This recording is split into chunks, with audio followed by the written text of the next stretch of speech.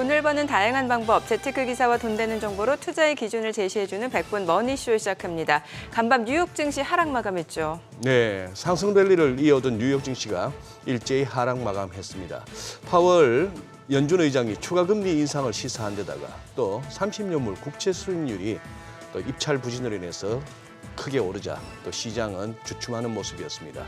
어제 우리 증시 엇갈린 모습이었죠? 네, 그렇습니다. 공매도 전면 금지 나흘째였던 국내 증시 혼조로 마무리가 됐고요. 최근 순매도를 나타내던 외국인 그나마 소폭 순매수를 보여줬습니다. 오늘은 어떤 흐름을 나타내는지 증시타임에서 확인해 보겠습니다. 10길 물속은 알아도 한길 사람 속을 모른다고 하죠. 요즘 부동산에 딱 맞는 말이 아닐까 싶은데 네. 집값을 정말 종잡을 수가 없습니다. 그렇죠. 고금리 기간에도 고공행진하던 집값이 다시금 소강 상태를 보이면서 일부 수도권 지역에서는 손절매까지 이어지고 있다고 합니다. 도대체 어떻게 된 일인지 한 주간의 부동산 이슈 하모니에서 자세히 살펴보겠습니다. 네, 그럼 먼저 빠르게 돌아가는 글로벌 증시 상황부터 정리해 볼까요? 도지은 아나운서 소식 전해주시죠. 굿모닝 마켓입니다. 2년 만에 최장기간 상승 랠리를 이어오던 시장, 상승에 대한 피로감이 느껴질 때쯤 다시금 오르는 국채금리와 파월 의장의 경고장 2연타에 흔들렸습니다. 파월 의장은 아직 확신하기 이르다며 추가 긴축이 필요하면 주저하지 않을 것이라는 강경한 태도를 보였습니다. 간밤 3대 지수는 다우지수 0.65% 하락했고요. S&P 500 지수는 0.81%, 나스닥은 1% 가까이 하락하면서 일제히 하락 마감했습니다. 일중 흐름 보면 혼조세로 출발했던 3대 지수 장 막판으로 갈수록 그 하락세를 더 키우는 모양새였습니다. 시총 상위주들도 보시면 대체로 빨간불 켠 가운데 엔비디아만 유일하게 상승불을 켰는데요. 애플은 0.26% 하락, 마이크로소프트도 0.69% 하락했고요. 알파벳과 아마존도 각각 1%대 하락 마감했습니다. 6위부터 10위도 보시면 메타 양전하면서 마무리가 겨우 됐고요. HSBC 평가 하향 조정이 있었던 테슬라는 5% 이상 하락하면서 마감했습니다. 먼저 고용지표입니다. 지난 4일에 끝난 한 주간 신규 실업보험 청구자 수 전주보다 3,000명 감소하면서 21만 7천 명에 발표가 됐습니다. 전문가 예상치였던 22만 명과 또 전월치였던 예상치보다도 하락하면서 마무리가 된 건데요. 일주일 이상 연속으로 실업보험을 청구한 사람이 7주 연속 증가세를 나타냈습니다. 외신은 이번 데이터를 종합적으로 보고 구직 의지가 있어도 빠르게 직업을 구하지 못한 사람들이 늘어나고 있다며 노동시장이 일부 둔화하고 있다는 증거라고 평가했습니다. 파월 의장 연설 전 미 국채 30년물 입찰 이벤트가 먼저 진행됐는데요. 앞서 진행된 10년물 국채 입찰에서는 채권 수요가 나쁘지 않았는데 30년물 수요는 그만큼 좋지 않았다는 평입니다. 이 영향으로 30년물 국채금리도 이날 오름세 보이면서 4.7%대까지 올랐고요. 10년물도 4.6%, 그리고 2년물도 5% 위로 다시금 올라섰습니다.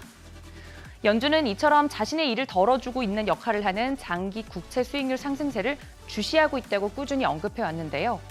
오스탄 굴스비 시카고 연은 총재도 앞으로 경제가 예상보다 더 많이 둔화하지 않도록 장기 국채 수익률의 상승 영향을 면밀히 지켜볼 필요가 있고 장기 금리의 오버슈팅 위험을 경계할 필요가 있다고 말했습니다.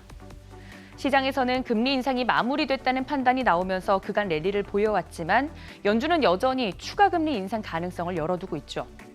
골드만삭스는 연준의 금리 인하 사이클에서 최종 금리 예상치를 기존보다 0.5%포인트 상향 조정했습니다. 참고로 연준은 점도표에서 내년에 금리 인하를 시작할 것으로 예상을 했죠. 2026년에는 2.9%대까지 금리가 인하될 것으로 예상하고 있는 상황입니다. 국채금리 상승에 한 번 출렁였던 시장은 파월 의장의 연설과 질의응답에 한 번 더 고꾸라지는 모습이었습니다. 파월 의장은 워싱턴 DC에서 열린 국제통화기금 컨퍼런스에서 인플레이션 속도 둔화에 고무돼 있긴 하지만 이런 흐름을 유지하기 위해 충분히 금리를 올릴 것이 맞는지에 대해서는 확신할 수 없다고 말했는데요. 연준이 추적하는 물가지표인 근원 개인소비지출 PCE를 기준으로 하면 5.3%에서 3.7%까지 하락했고 소비자 물가지수 CPI는 지난해 6월 9%에서 현재 3%대로 낮아진 상황입니다. 하지만 연준의 인플레이션 목표치 2%대까지 가기 위해 아직도 갈 길이 멀다는 겁니다. 시장에서 올해 금리 동결을 확실시하고 있고 금리 인하 시기가 당겨지지 않을지 하는 기대감이 커져가는 것을 경계하려는 의도로 보입니다. 이번 발언의 영향으로 12월 금리 인상 확률이 10% 미만에서 14%대까지 올라는 왔지만 시장에서는 여전히 금리 동결에 대한 확률이 압도적으로 높은 상황입니다. 투자자들은 연준이 내년에 아마도 6월쯤 금리를 인하하기 시작할 것으로 예상하고 있습니다. 한편 이날 유가는 저가 매수세 3일 만에 반등에 성공했습니다. WTI 가격은 전날보다 0.16% 오르면서 배럴당 75달러 선에, 브렌트유도 배럴당 79달러 선에 마무리가 됐는데요. 최근 중국의 경제지표 부진 등 전 세계 경기가 다시 둔화할 가능성에 하락 압력을 받았습니다. 3거래일 만에 반등했지만 11월 들어서만 약 6% 하락한 상태입니다.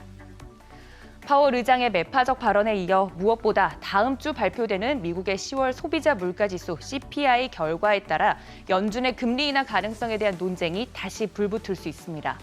해당 지표 주시하시면서 경계심을 높인 채 시장 움직임에 대비하셔야겠습니다. 굿모닝 마켓이었습니다.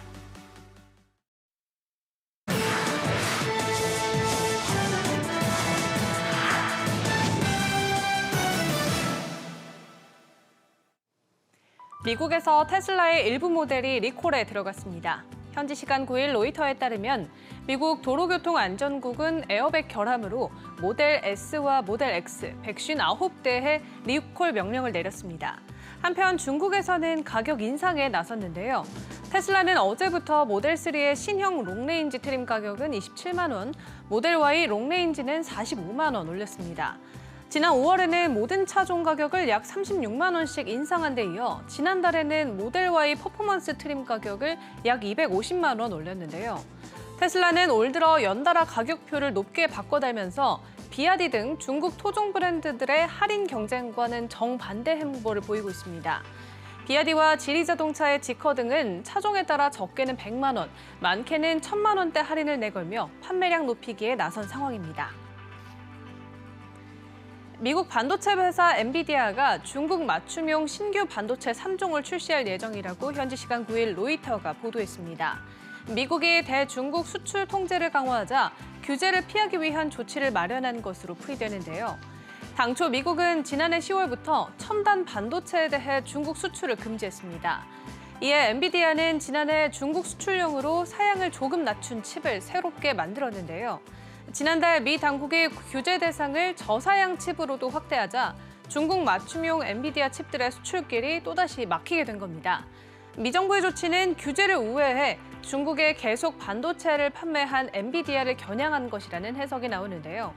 엔비디아는 중국 맞춤용 반도체 출시 계획에 대해서는 논평을 거부했습니다. 최근 발생한 챗 GPT의 대규모 접속 장애는 디도스 공격 때문인 것으로 추정됩니다.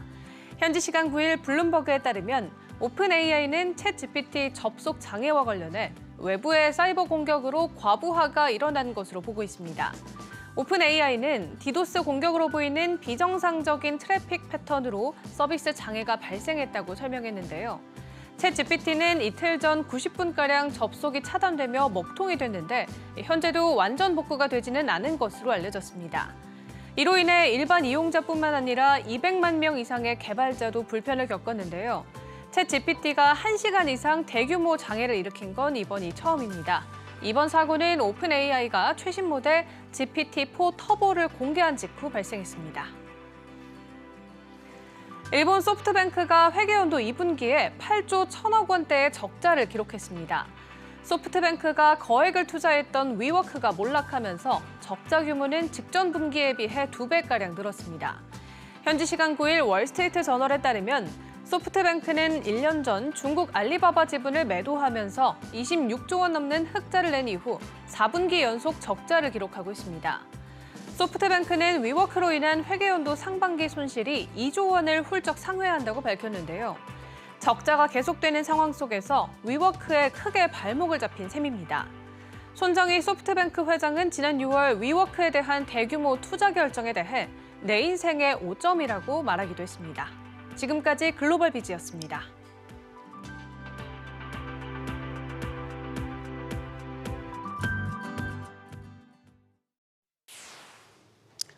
뉴욕 증시는 제롬 파월 연준 의장의 긴축 경고와 또 국채 수익률 급등의 영향으로 하락 마감했습니다.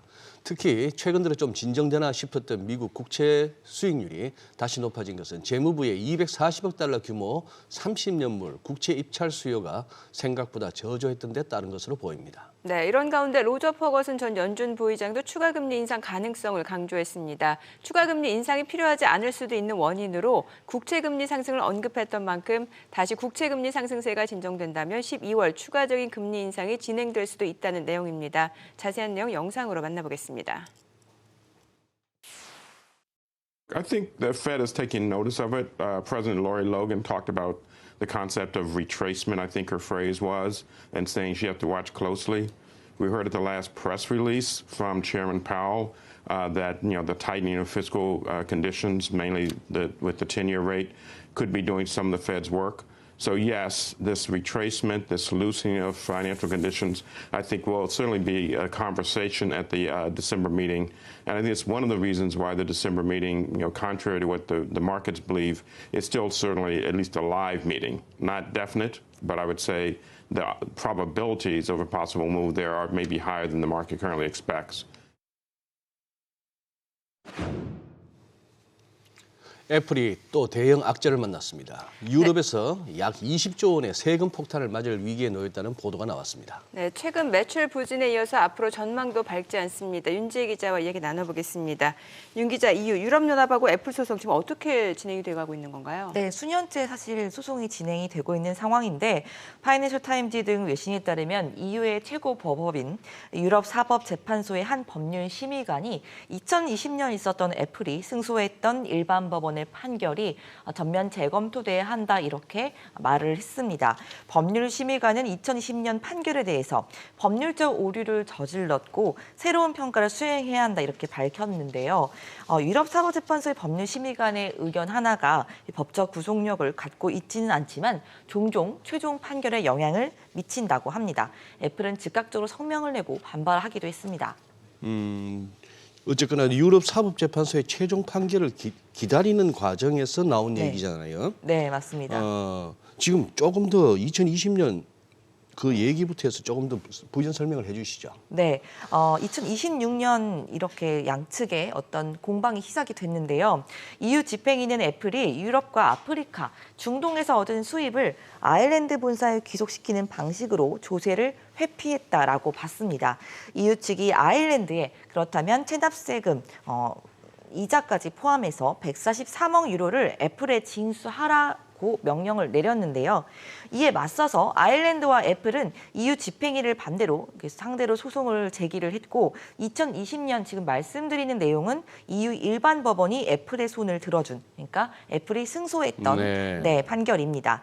그 이후에 EU 집행위가 항소를 하고 결국 지금은 최고법원인 유럽사법재판소로 옮겨간 상태인데 여기서 좀 핵심 인물인 법률심의관이 좀 애플에 불리한 발언하면서 좀 이제 기다렸다가 판결 나올 텐데 혹시 그때라도 악영향이 있지 않을까라는 분위기가 감지되고 있는 겁니다. 네, 뭐 지금 말씀해주신 대로 이런 법적 공방이 수년째 이어지다 보니까 애플에 대한 리스크로 지금 따라다니고 있는 상황이네요. 네, 맞습니다. 말씀드린 것처럼 내년에야 이 법정 판결이 정리가 좀 될 것 같은데요.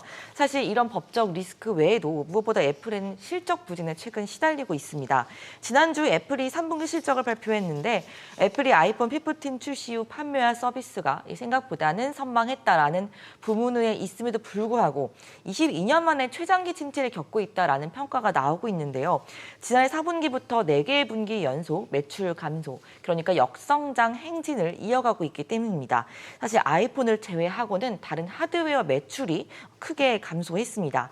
아이패드 매출은 작년 대비 10%, 그리고 노트북과 PC 등 맥 시리즈 매출은 전년 대비 34%나 급감했습니다. 그럼 앞으로의 전망은 어떤 편입니까? 네, 사실 이게 더 문제입니다. 매출이야 뭐 감소를 할 수 있고 침체된 상황이 뭐 중국이라든지 뭐 소비 부진 같은 것들은 예상이 될 수 있지만 사실 애플이 좀 혁신 기업의 아이콘인 부분이 있었는데 그 명성에 사실 금이 가고 있고 또 다양한 측면에서 악재가 굉장히 많은데요. 일단 실적부터 보면 애플의 4분기 실적은 결국은 중국의 아이폰 금지령으로 인해서 실적이 타격을 입을 것이다, 부진을 겪을 것이다라는 전망이 나오는 상황이고요. 또 여기에 지금 EU와 함께 진행되고 있는 어떤 이런 세금 관련 개별적인 소송 말고도 구글의 반독점 소송 재판에서 구글이 애플에 지급하는 비용이 법 위반이다라는 미국 정부의 공세가 이어지기 때문에 향후 애플의 수익성 또한 리스크가 반영이 돼서 수익성을 위협할 수가 있겠습니다. 여기에 말씀드린 것처럼 혁신, 결국에는 기술 기업이고 빅테크 기업이기 네. 때문에 혁신을 어느 정도 좀 이렇게 전망이라든지 비전이 좋아야 되는데 사실은 의욕적으로 제시했던 애플카 그리고 가상현실 기반의 애플 비전 프로 등이 잇따라 큰 성과를 내지는 못했습니다. 여기는 대비되게 지금 요즘 마이크로소프트가 굉장히 네. 주가가 잘 나간다라고 많이 얘기를 하는데 그 이유 중에 하나가 사실 오픈 AI는 챗 GPT를 등에 업고 어느 정도 흐름을 타기도 했고 경쟁 빅테크 업체로서 굉장히 성장이 두드러지고 있기 때문입니다. 이런 와중에 주가가 높아지면서 시가총액 1위인 애플을 위협하고 있다라는 분석까지 나오고 있습니다. 네, 윤 기자 잘 들었습니다.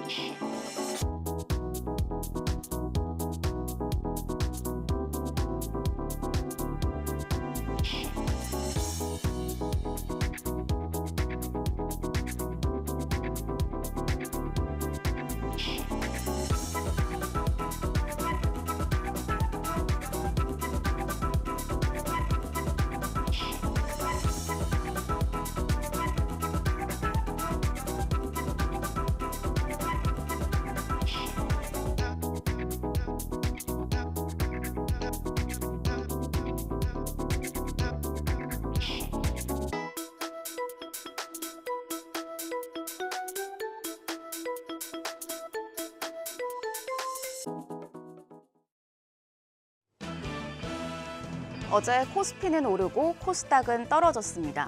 외국인과 기관의 투심이 시장별로 엇갈린 영향이었습니다. 간밤 나온 제롬 파월 연준 의장의 경고가 오늘 우리 시장에도 하방 압력을 줄 것 같은데요. 이럴 때일수록 펀더멘탈과 실적에 더 집중할 필요가 있겠습니다. 전 일장부터 복귀하시죠. 코스피는 0.23% 올라 2,427.08포인트에 마감을 했습니다. 반면에 2차 전지주와 바이오주의 약세로 코스닥은 1% 떨어져 802.87포인트로 거래를 마쳤습니다. 금리와 유가 하락이 이어지자 유가 증권 시장에서는 외국인과 기관의 매수세가 유입됐습니다. 외국인이 2,828억 원, 기관이 268억 원 순매수했고 개인은 3,076억 원 매도 우위를 나타냈습니다. 반면 코스닥 시장에서는 외국인과 기관 동반 매도 우위였습니다. 외국인이 35억 원, 기관이 662억 원 순매도했고요. 개인만이 914억 원 사자세를 보였습니다. 환율은 소폭 떨어졌습니다. 달러 대비 원화 환율은 이날 50전 떨어져 1,310원 10전에 거래를 마쳤습니다.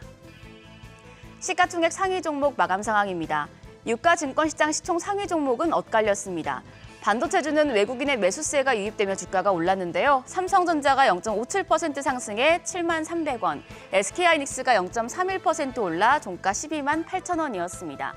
포스코홀딩스는 포스코 인터내셔널의 1조 원 규모 전기차 부품 공급 계약 소식에 덩달아서 0.88% 강세였고 네이버와 기아도 강보합으로 장을 마쳤습니다. 반면 LG에너지솔루션 2% 가까이 내렸고 삼성 바이오로직스와 LG화학 약세였고 현대차 역시도 약보합으로 장을 마쳤습니다. 코스닥 시총 상위 종목도 혼조세였습니다. 에코프로비엠과 에코프로가 나란히 하락세 보였는데요. 에코프로비엠이 2.74% 빠지며 종가 24만 8,500원, 에코프로는 1.09% 하락해 마감가는 72만 9천 원이었습니다. 포스코 DX 역시도 약보합으로 장을 마쳤고요. 알테오젠이 5%대 하락세 보였고 또 펄어비스는 부진한 실적에 8% 넘게 빠지며 주가 4만 7,550원을 기록했습니다. 반면에 세일트린 헬스케어와 LNF가 강보합으로 마감을 했고 HLB가 4.2% 상승, JYP엔터가 1.16% 강세로 장을 마쳤습니다. 업종별로 봤을 때 실적주와 소외주를 중심으로 반등이 나왔습니다. 스텔스 관련주, 항공, 게임, 증권 업종이 강했고 유통과 음식료 섹터는 실적과 수출 호조 소식에 상승했습니다. 어제장 특징 테마를 좀 자세하게 살펴보면 우선 스텔스 관련주가 가장 주목받았는데요. 영화 해리포터의 투명 망토처럼 레이더 탐지에 필요한 전파를 90% 흡수해서 전투기와 함정 탐지율을 줄여주는 스텔스 물질 개발 소식에 관련주가 급등했습니다. ADM 코리아가 상한가였고 루멘스와 화승 코퍼레이션, LIG 넥스원이 상승 마감했습니다. 항공주는 유가 하락의 수혜를 고스란히 받았습니다. 아시아나항공과 대한항공, 에어부산, TA항공이 상승 마감했고요. 게임주는 신작 발표 모멘텀과 일부 종목의 흑자 전환 소식, 그리고 공매도 금지 수혜 이슈까지 합쳐지면서 2거래일 연속 강했습니다. 액토즈 소프트가 상한가를 경신했고 또 위메이드와 컴투스홀딩스가 상승세를 이어갔는데 다만 부진한 실적을 발표한 펄어비스와 넷마블, 카카오게임즈는 하락 마감했습니다. 어제 상업은행에 대한 매수 의견을 제시한 증권사 리포트들이 나왔습니다. 정부가 공매도에 이어서 주식 양도세 기준 완화를 검토하고 있다는 보도가 나오면서 금융업종이 전반적으로 주목을 받고 있기 때문에 여기에 포함되는 은행주도 눈여겨볼 필요가 있는데요. NH투자증권과 SK증권에서는 은행주의 주주 환원 매력도가 높다는 점을 강조했습니다. 내년에도 상업은행들이 처한 환경은 사실 좋지 않습니다. NH투자증권에 따르면 내년에 순이자 마진이 하락하고 비이자 이익이 정체가 되고 또 충당금도 완화가 돼서 이익 모멘텀은 낮을 것으로 전망이 됩니다. SK증권에서도 대손 비용 부담이 지속적으로 발생할 것이고 성장성 둔화 추세가 이어질 것이라고 내다봤습니다. 다만 올해 초에 발표한 중장기 주주환원 정책이 지속적으로 이행이 된다면 안정적인 배당을 원하는 투자자들을 유입시키면서 상업은행 관련주가 안정적인 주가 상승을 이끌 것으로 기대된다는 분석입니다. 두 증권사 모두 KB금융을 탑픽으로 꼽았습니다. 전일장 마감 상황 보시면 KB금융 상승 마감했는데요. KB금융이 2.5% 오르며 종가 53,400원이었고요. 카카오뱅크가 4.57% 강세로 24,050원에 장을 마쳤습니다.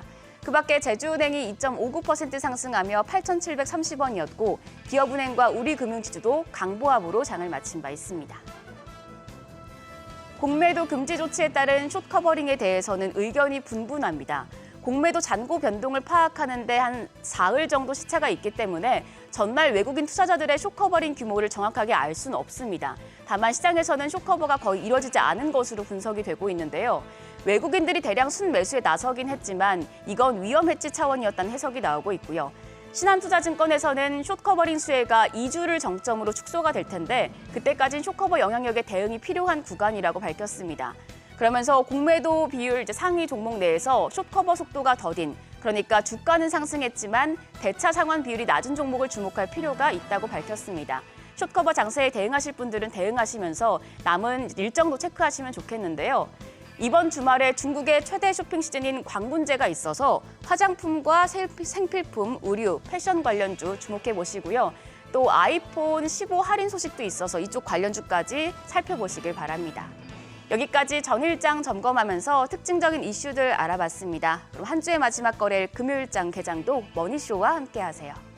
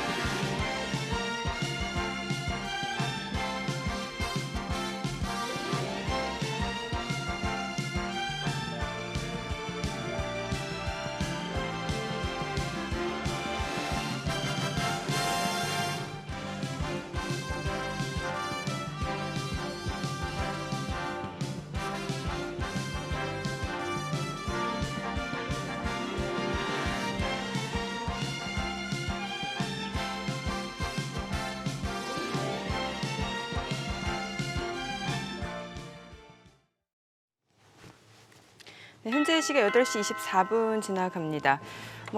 뉴욕 증시도 분위기가 하루가 다르게 좀 다른 것 같고 또 국내 증시도 좀 변동성이 여전히 큰 상황이고요. 네. 간밤에 국채 수익률이 또 다시 올랐어요. 그렇죠. 예. 뭐 한 9거래일 정도 올랐으니까 뭐 상식적으로 생각해도 또 이렇게 뭐 쉬어가도 아무 이상할 것이 없는 그런 상황이었습니다만 어제 같은 경우는 앞서 다 정리했다시피 두 가지 변수가 있었죠. 30년물 국채 입찰하는데 너무 부진했습니다. 네네. 그러다 보니까 그 주간사, 증권사들이 월가에 그 친구들이 전체 물량이 한 27%를 갖다가 떠안나 버리는.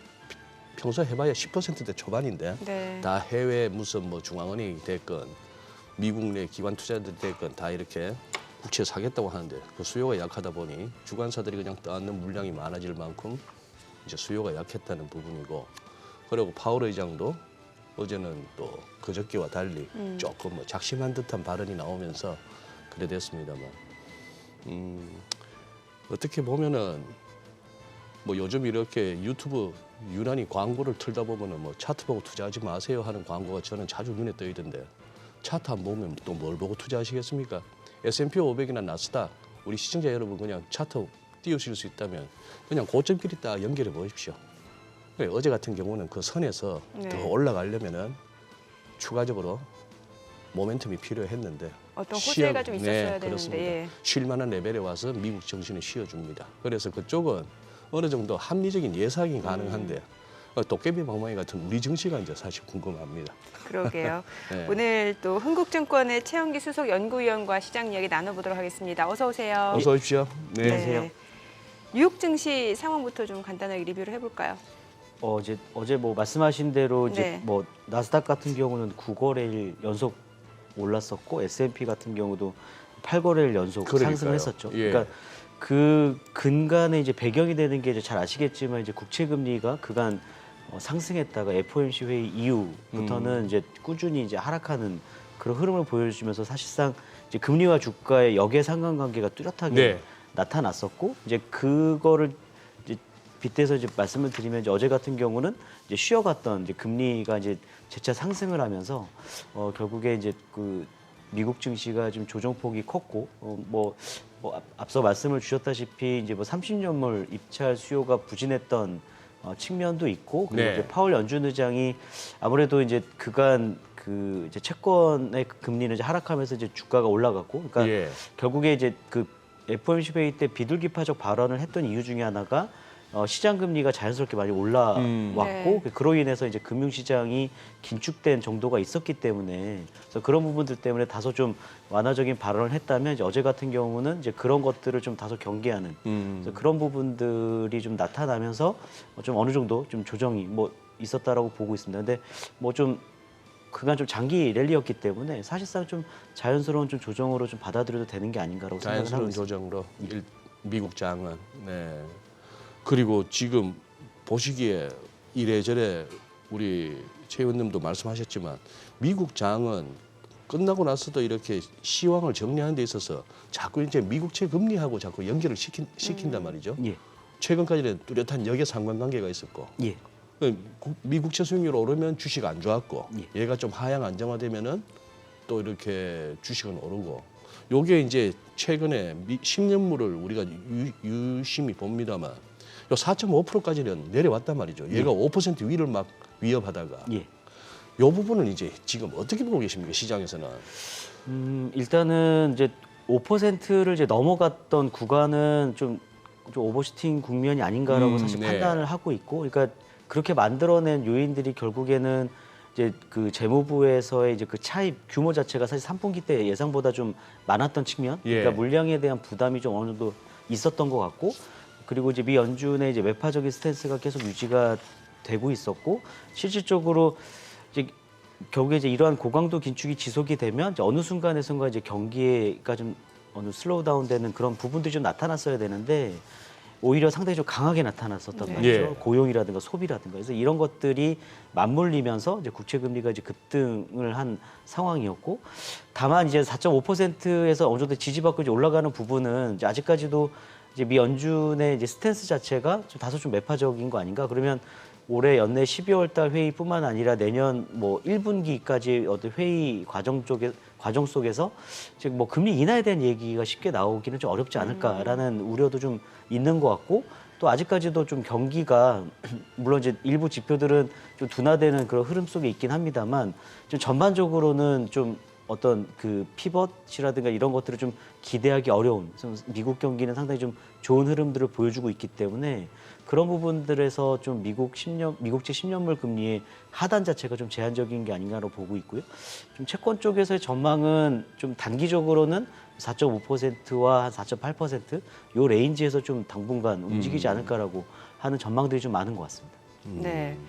지금 앞서 파월 의장 발언이 조금 추가적으로 긴축을 단행할 수 있다는 기존 입장이 다시 한번 좀 확인이 된 네. 셈인데 시장에서는 글쎄요 이걸 온전히 받아들이는 것 같지는 않다는 생각은 들고 예. 어떨까요? 그러니까 이제 그 9월 FOMC 회의 때 내용을 잠깐 좀 예.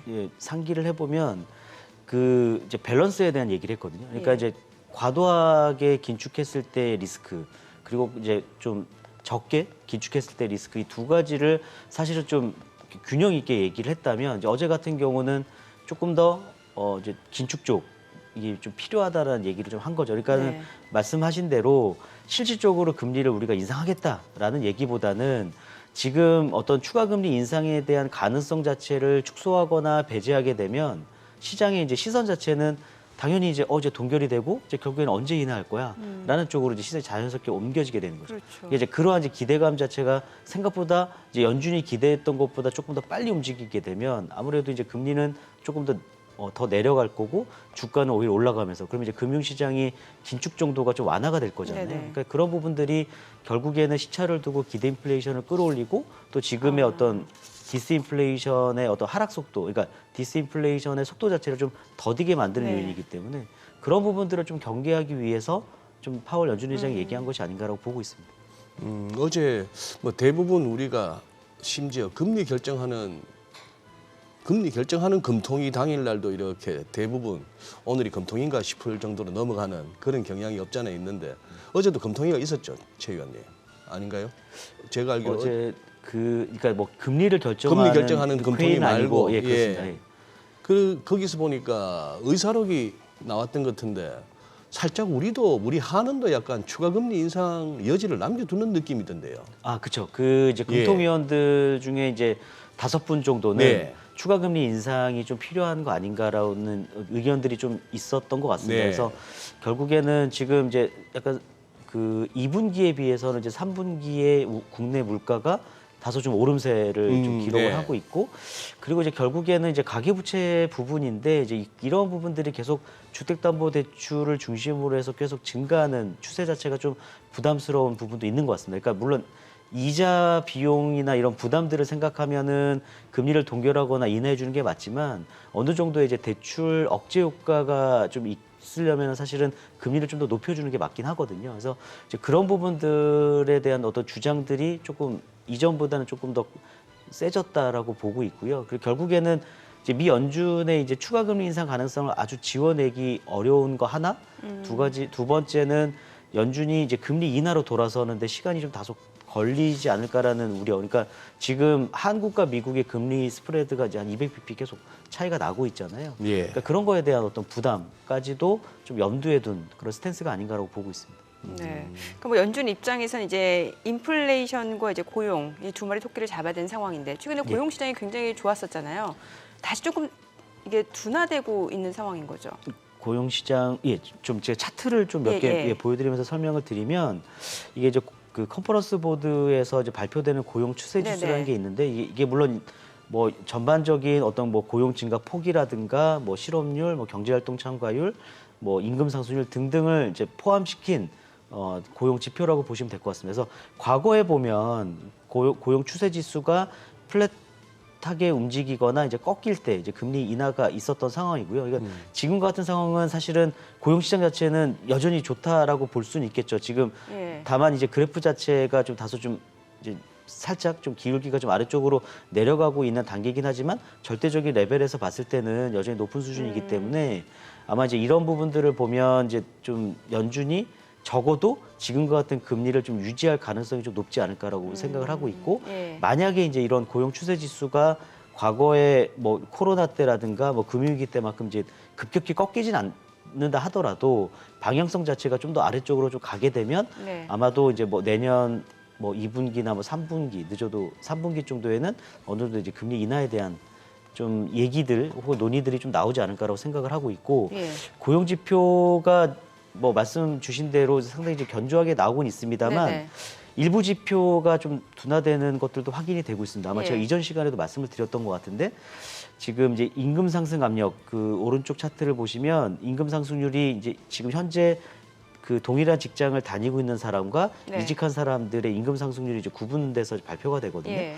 근데 이제 결국에는 최근에 이제 임금 상승률을 그 급격하게 올렸던 거는 대부분 이제 이직자들의 임금 그렇죠. 상승률이죠. 예, 예. 그러니까 근데 지금 임금 상승률이 이직자들의 임금 상승률이 고점이 한 16%까지 올라왔다가 지금 이제 딱 반토막이 났거든요. 그래도 여전히 높은 수준이긴 합니다만 제가 말씀드리고 싶은 거는 이 이직자들의 임금 상승률이 낮아지는 거는 결국에는 이제 빈 일자리 자체가 줄어들고 있다는 측면도 하나 있을 것 같고요. 두 번째는 기업들의 이제 구인난 자체가 이제 심화됐을 때는 결국 사람을 구할 때 더 인센을 주거나 그렇죠. 그러니까 초봉 이런 것들을 올려줘야 높은 되는데 임금을 주고. 그렇죠. 예. 이제 그러한 필요성이 좀 낮아졌다라는 의미가 될 수 있을 것 같습니다. 그래서 이런 부분들을 좀 감안하면 그리고 또 그 신규 고용 증가폭 자체도 이제 계속 좀 줄어들고 그러네요. 있는 상황이죠. 예. 그래서 이런 것들이 조금 더 지속이 돼서 만약 임금 상승률도 이전 그 코로나 이전 수준까지 좀 낮아지는 쪽으로 가게 되면 아무래도 이제 그러한 상황에서 어떤 연준의 금리 인하에 대한 기대감 이런 것들을 좀 충분히 생겨날 수 있는 거 아닌가라고 생각을 하고 있습니다. 네네. 요즘 조금 이렇게 미국 쪽에서 몇 가지 들리는 얘기가 그렇더라고요. 젊은 친구들 이렇게 회사하고 면접을 하는 가운데 저 주중에 재택근무 며칠 가능해요라고 묻던 그게 이제 팬데믹 이후에 네. 육아 때문일 수도 있겠고 뭐 네. 여러 가지 이유가 있겠습니다만 아주 공격적으로 물어서 재택근무에 좀 아주 빡빡한 조건을 제시하는 회사 같으면 딴 데 알아볼게요 뭐 이런 식으로 했던 선수들이 요즘은 이제 그런 질문 못 한답니다. 아, 그냥 그만큼. 뭐 출근하는 예. 대로 출근하겠습니다 하는 거. 그리고 조금 더 회사 업무에 임하는 태도나 눈빛이 좀 더 달라졌다는 거예요. 그거는 어떻게 보면은 네. 이제 뭐 쉽게 이직할 만큼 예. 그렇게 말랑말랑한 상황은 아닌가 봐요. 뭔가 구직자가 우위를 점하는 시장은 아니네요, 확실하게. 아닌 것으로 예. 조금 가긴 가는 것 같기도 예. 하고. 이러면 뭐 인플레이션 압력도 좀 다소 완화될 수 있는 걸 좀 기대해 볼 수도 있는 거고. 그렇죠. 아무래도 이제 예. 그 연준이 이제 우려하는 것 중에 하나가 이제 임금과 물가가 이제 서로 끌어올리는 글쎄, 이제 네. 스파이럴 네. 이런 네. 그 효과 자체를 이제 상당히 이제 제어하고 싶어 하는데 다행스럽게도 물론 여전히 그 미 노동부에서 발표하는 그 이 시간당 임금 상승률은 한 4% 초반을 기록을 네. 하고 있거든요. 그러니까 2%의 그 물가 안정 목표치를 달성하기 위해서는 아마도 임금 상승률이 3%대까지 적어도 3% 초반까지는 떨어져야 되는데 아직까지는 이제 그 부분에 비해서는 이제 한 1% 포인트 정도 높으니까 조금 더 추가적으로 좀 하락하는 그런 흐름들이 좀 확인되어야지만 아무래도 연준이 지금처럼 계속 매파적으로 좀 나가지 않을 거라고 보고 있고요. 지금 다행스럽게도 이제 그 구인 수요는 조금 줄어들고 있고 이제 노동력의 네. 공급은 좀 늘어나고 있는 상황이라서 결국에는 임금 상승률이 저는 이제 시간의 문제일 뿐 혹은 속도의 문제일 뿐 좀 방향성 자체는 조금 더 이제 아래쪽으로 갈 가능성이 높지 않을까라고 생각은 하고 있습니다. 네. 그리고 사실 조금 우려되는 부분은 이제 고금리 시대가 장기화되면 이제 경기 침체 이슈가 또 따라붙게 되는 거잖아요. 예. 이게 시기의 문제인 건데 어떻게 보세요? 근데 이제 계속 이제 얘기하는 것들이 이제 뭐 장단기 금리가 예. 역전되면 이제 보통 이제 한 80% 확률로 이제 경기 침체가 왔었기 때문에 이제 뭐 그런 부분에서 이제 경기 침체가 올 거다라는 전망이 사실 이제 올해도 많았죠. 예. 근데 이제 저는 이제 생각보다는 이제 미국 경기가 그러니까 여전히 유동성도 좀 많은 상황이고 그리고 해외로부터 받은 투자 이런 것들이 워낙 많기 때문에 빠르게 뭐 침체로 빠지기는 좀 어렵지 않을까? 적어도 내년 기준으로 봤을 때는 좀 어느 정도의 경기 둔화의 국면은 좀 나타나겠지만 그러니까 침체라고 하는 게 사실은 뭐 기술적으로 보면은 뭐 2분기 연속 마이너스 성장률이 나온다거나 네. 아니면 잠재 성장률을 이제 크게 밑도는 그런 상황이 좀 와야 되는데 뭐 또 쉽게 말씀드리면 고용 시장이 이제 침체가 되거나 그러니까 예를 들어서 월간마다 이제 고용이 줄어들거나 뭐 아니면 소비가 뭐 마이너스로 가거나 이런 부분들이 나와야 되는데 아직까지는 좀 그러할 만한 좀 시그널들은 확인이 되고 있지는 않은 상황이라서 그나마 좀 다행인 것 같고요. 다만 내년 뭐 2분기에서 아마 3분기로 넘어가는 시점에서는 좀 우리가 좀 예상했던 어떤 좀 긍정적인 경제 전망보다는 좀 다소 좀 경기가 좀 둔화될 가능성이 좀 있다라고 저는 판단을 하고 있습니다. 이미 모멘텀 자체가 그럼 둔화되고 있는 건가요? 경기 모멘텀은 이게 지금 부문별로 좀 다르게 예, 움직여서 예, 예. 좀 그렇긴 한데 지금 사실 제조업이라든가 서비스업 같은 경우는 경기 확장 국면 위에 있긴 합니다만 그렇게 높은 수치가 아니고요. 그리고 제조업 지수 같은 경우도 저점은 하긴 했지만 지금 지난달에 다시 또 재차 꺾였잖아요. 물론 예. 뭐 파업 노이즈도 있긴 하겠습니다만, 근데 아직까지 그 경기 확장 국면으로 돌아서고 있지 않는 부분들까지 좀 감안하면 과연 소비라든가 정부 지출 그리고 재고 투자 이런 것들을 제외하면은 좀 경기 모멘텀 자체는 좀 둔화되는 쪽으로 봐야 되는 게 아닌가. 그래서 뭐 뒤에 말씀드리겠습니다만 3분기 GDP 성장률이 5% 가까이 나왔는데 네. 전 이게 사실은 이제 정점일 가능성이 좀 높지 않을까. 3분기가 정점일 가능성이 그쵸. 높다. 우리도 좀 살펴봐야죠. 우리 또 최영기 위원님 또 이코노미스트로서 계속해서 뭐 지표 추적하실 텐데 예. 최근에 우리 뭐 수출입 지표나 뭐 경상수지 이런 걸 봤을 때 예.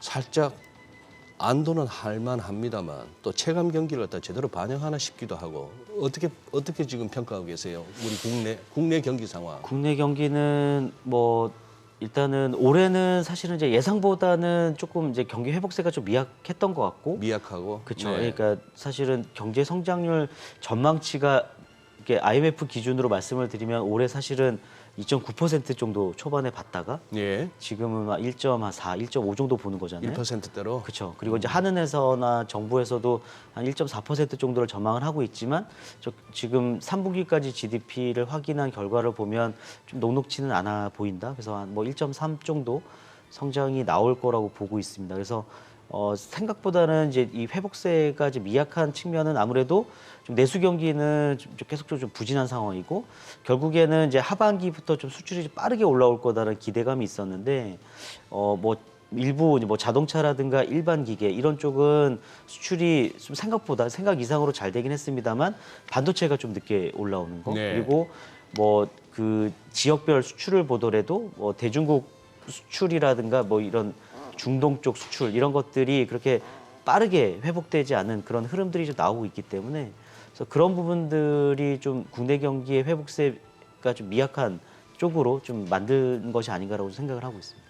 네. 지금 뭐 방금 자막 나왔습니다만 한은에서 우리 국내 경제 성장률 1.4% 전망을 한다 했는데 예. 성장률이 1.4%인데 예를 들어 우리 지금 국고 5년 3.9%. 예.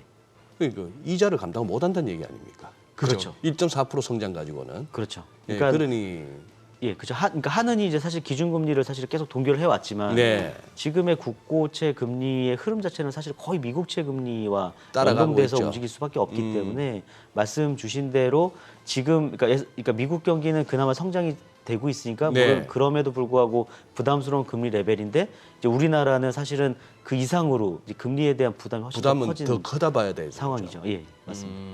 예. 지금 우리 저기 최근에 커진 변동성 우리 증시에 가장 뭐 직접적인 모멘텀은 이제 공매도 금지라는 전격적인 이제 규제였는데 자, 이 변동성이 지금 언제까지 좀 이어질 것으로 보이십니까?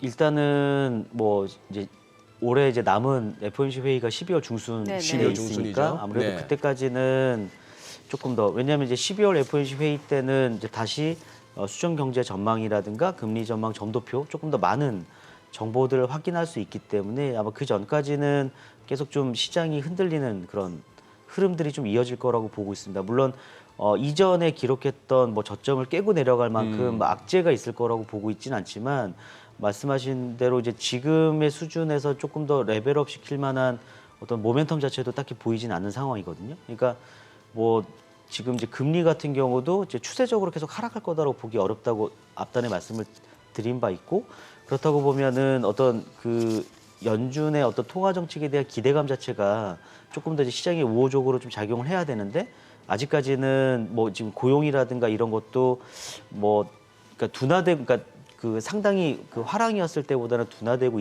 있지만 이게 그 뭐라고 말씀드려야 되죠? 그러니까 부진한 정도의 수준은 아닌 상황이잖아요. 그러니까 이런 것들이 예. 그렇죠. 이런 것들이 결국에는 이제 연준의 고금리 장기화 전망을 강화시킬 수밖에 없기 때문에 그런 부분에서 좀 투자 심리가 좀 흔들리지 않을까? 그러니까 지금 금리가 올라가고 내려가고 이거에 따라 아마 연동되는 흐름이 아무래도 당분간은 좀 지속될 가능성이 높지 않을까라고 생각합니다. 네네. 그러면 지금 연준이 이제 주목하는 이제 물가 인플레이션 지표, 핵심 물가 지금 상황은 어떤 거예요? 추이 자체는? 핵심 물가 예. 그 차트를 좀 보여드리고 설명을 드리면 네. 지금 이제 플렉서블 CPI라고 하는 건 이제 가격의 탄력적인 물가 대부분 이제 상품 물가가 될 예. 것 같습니다. 상품 물가는 상당히 좀 안정적인 상황이고요. 이제 문제가 되고 있는 건 이제 약간 스티키하다는 약간 이제 예, 끈적끈적거리는 거.